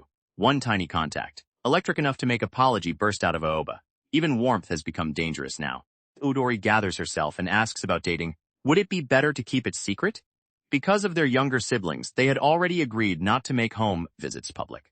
Aoba says they will tell Mikage and Ayaka, of course, but if school finds out, criticism may come fast. Still, Aoba does not want to hide it. If someone asks, he wants to answer honestly. That Yuki is his girlfriend. Mizudori stares, heart hit clean through, until Kettle screams from kitchen. Aoba gets up to handle it, but even as he turns away, his own words seem to echo back at him. Kettle's scream pulls Aoba away, but feeling does not break. He leans in anyway, and Yuki meets him by bright window, both wide-eyed as distance vanishes. One heartbeat, one kiss, quiet enough to feel unreal. After kiss, Yuki's face melts into deep blush. Her fingers hover near her lips while Aoba reaches toward her hand, careful and shaken, like even touching her now carries weight of confession. They close on floor beside Kotatsu, suspended in fragile silence, until Kettle shrieks again, both flinch like guilty suspects, and Aoba bolts up shouting, yeah, coming! While Yuki sits frozen, overloaded by what just happened. Yuki holds her burning cheeks and squeezes her eyes shut, trying to trap joy before it escapes. Then seasons turns. Cherry blossoms drift over school gates. An entrance ceremony arrives. New children stand proudly before entrance ceremony sign, backpacks shining and smiles bursting. Aoba and Yuki stand nearby too, wearing matching little grins, as if their own quiet happiness has followed them into spring. Then new pressure appears. Yuki's dad steps forward, sharp-eyed and impossible to ignore, asking, so you're Soba-kun? Soba stiffens under that stare, barely manages greeting, and panic explodes when Yuki's dad suddenly bows deep, thanking him for looking after Yuki and Rei. And tension turns chaotic fast. Another man glares with jealous fire while someone jokes. Father-in-law has a nice ring to it, making Aoba choke. Then talk shifts serious. Yuki's mother asks if handover work is finished, and woman with dark hair explains she dragged it out for years after remarriage, work becoming purpose after losing her first husband and raising Maharu. Now that burden lifts. Dark-haired woman declares she is back on mom duty and wants to be there for those 3 until they grow up. Yuki's mother smiles, suggests tea sometime, and applause fills entrance ceremony hall. Spring beginning with families finally stepping forward together. Entrance ceremony wraps in warm smiles. Rei stands proud in suit, Other children shine beside him, and Oba walks forward through memories of Ray growing from tiny baby to bright new student. Time did not crawl, it raced. School clock keeps moving. Someone reminds everyone parent orientation starts soon and asks what they will do. Adults plan to meet at home afterward for celebration, while Aoba says he and Yuki will head back first to prepare. Then Ray calls, Ni-chan, and Yuki turns, caught by that small voice. Ray smiles up at her and says, "Guess I'm all grown up now, huh?" Yuki's face softens at once. Pride, ache, and disbelief all hit together because little boy she protected is suddenly standing tall in front of her. Oba and Yuki walk away, but Yuki hides her face and sniffles. Oba asks, "Yuki, are you okay?" She can barely hold it together, sobbing that Ray suddenly said something like that. One sentence from him broke through every wall she had left. Yuki sighs and admits she has gotten soft lately, crying more easily now. Then she turns blame on Aoba, saying it is all his fault, Miharu-kun. Before he can recover from that attack, something on ground catches attention, a dropped unicorn case. They take it to police station. An answer appears almost immediately. A tired man arrives with little girl, while officer handles report. Yuki holds out unicorn case, and Orgel's anxious tears spill harder, before she rushes forward to reclaim what she lost.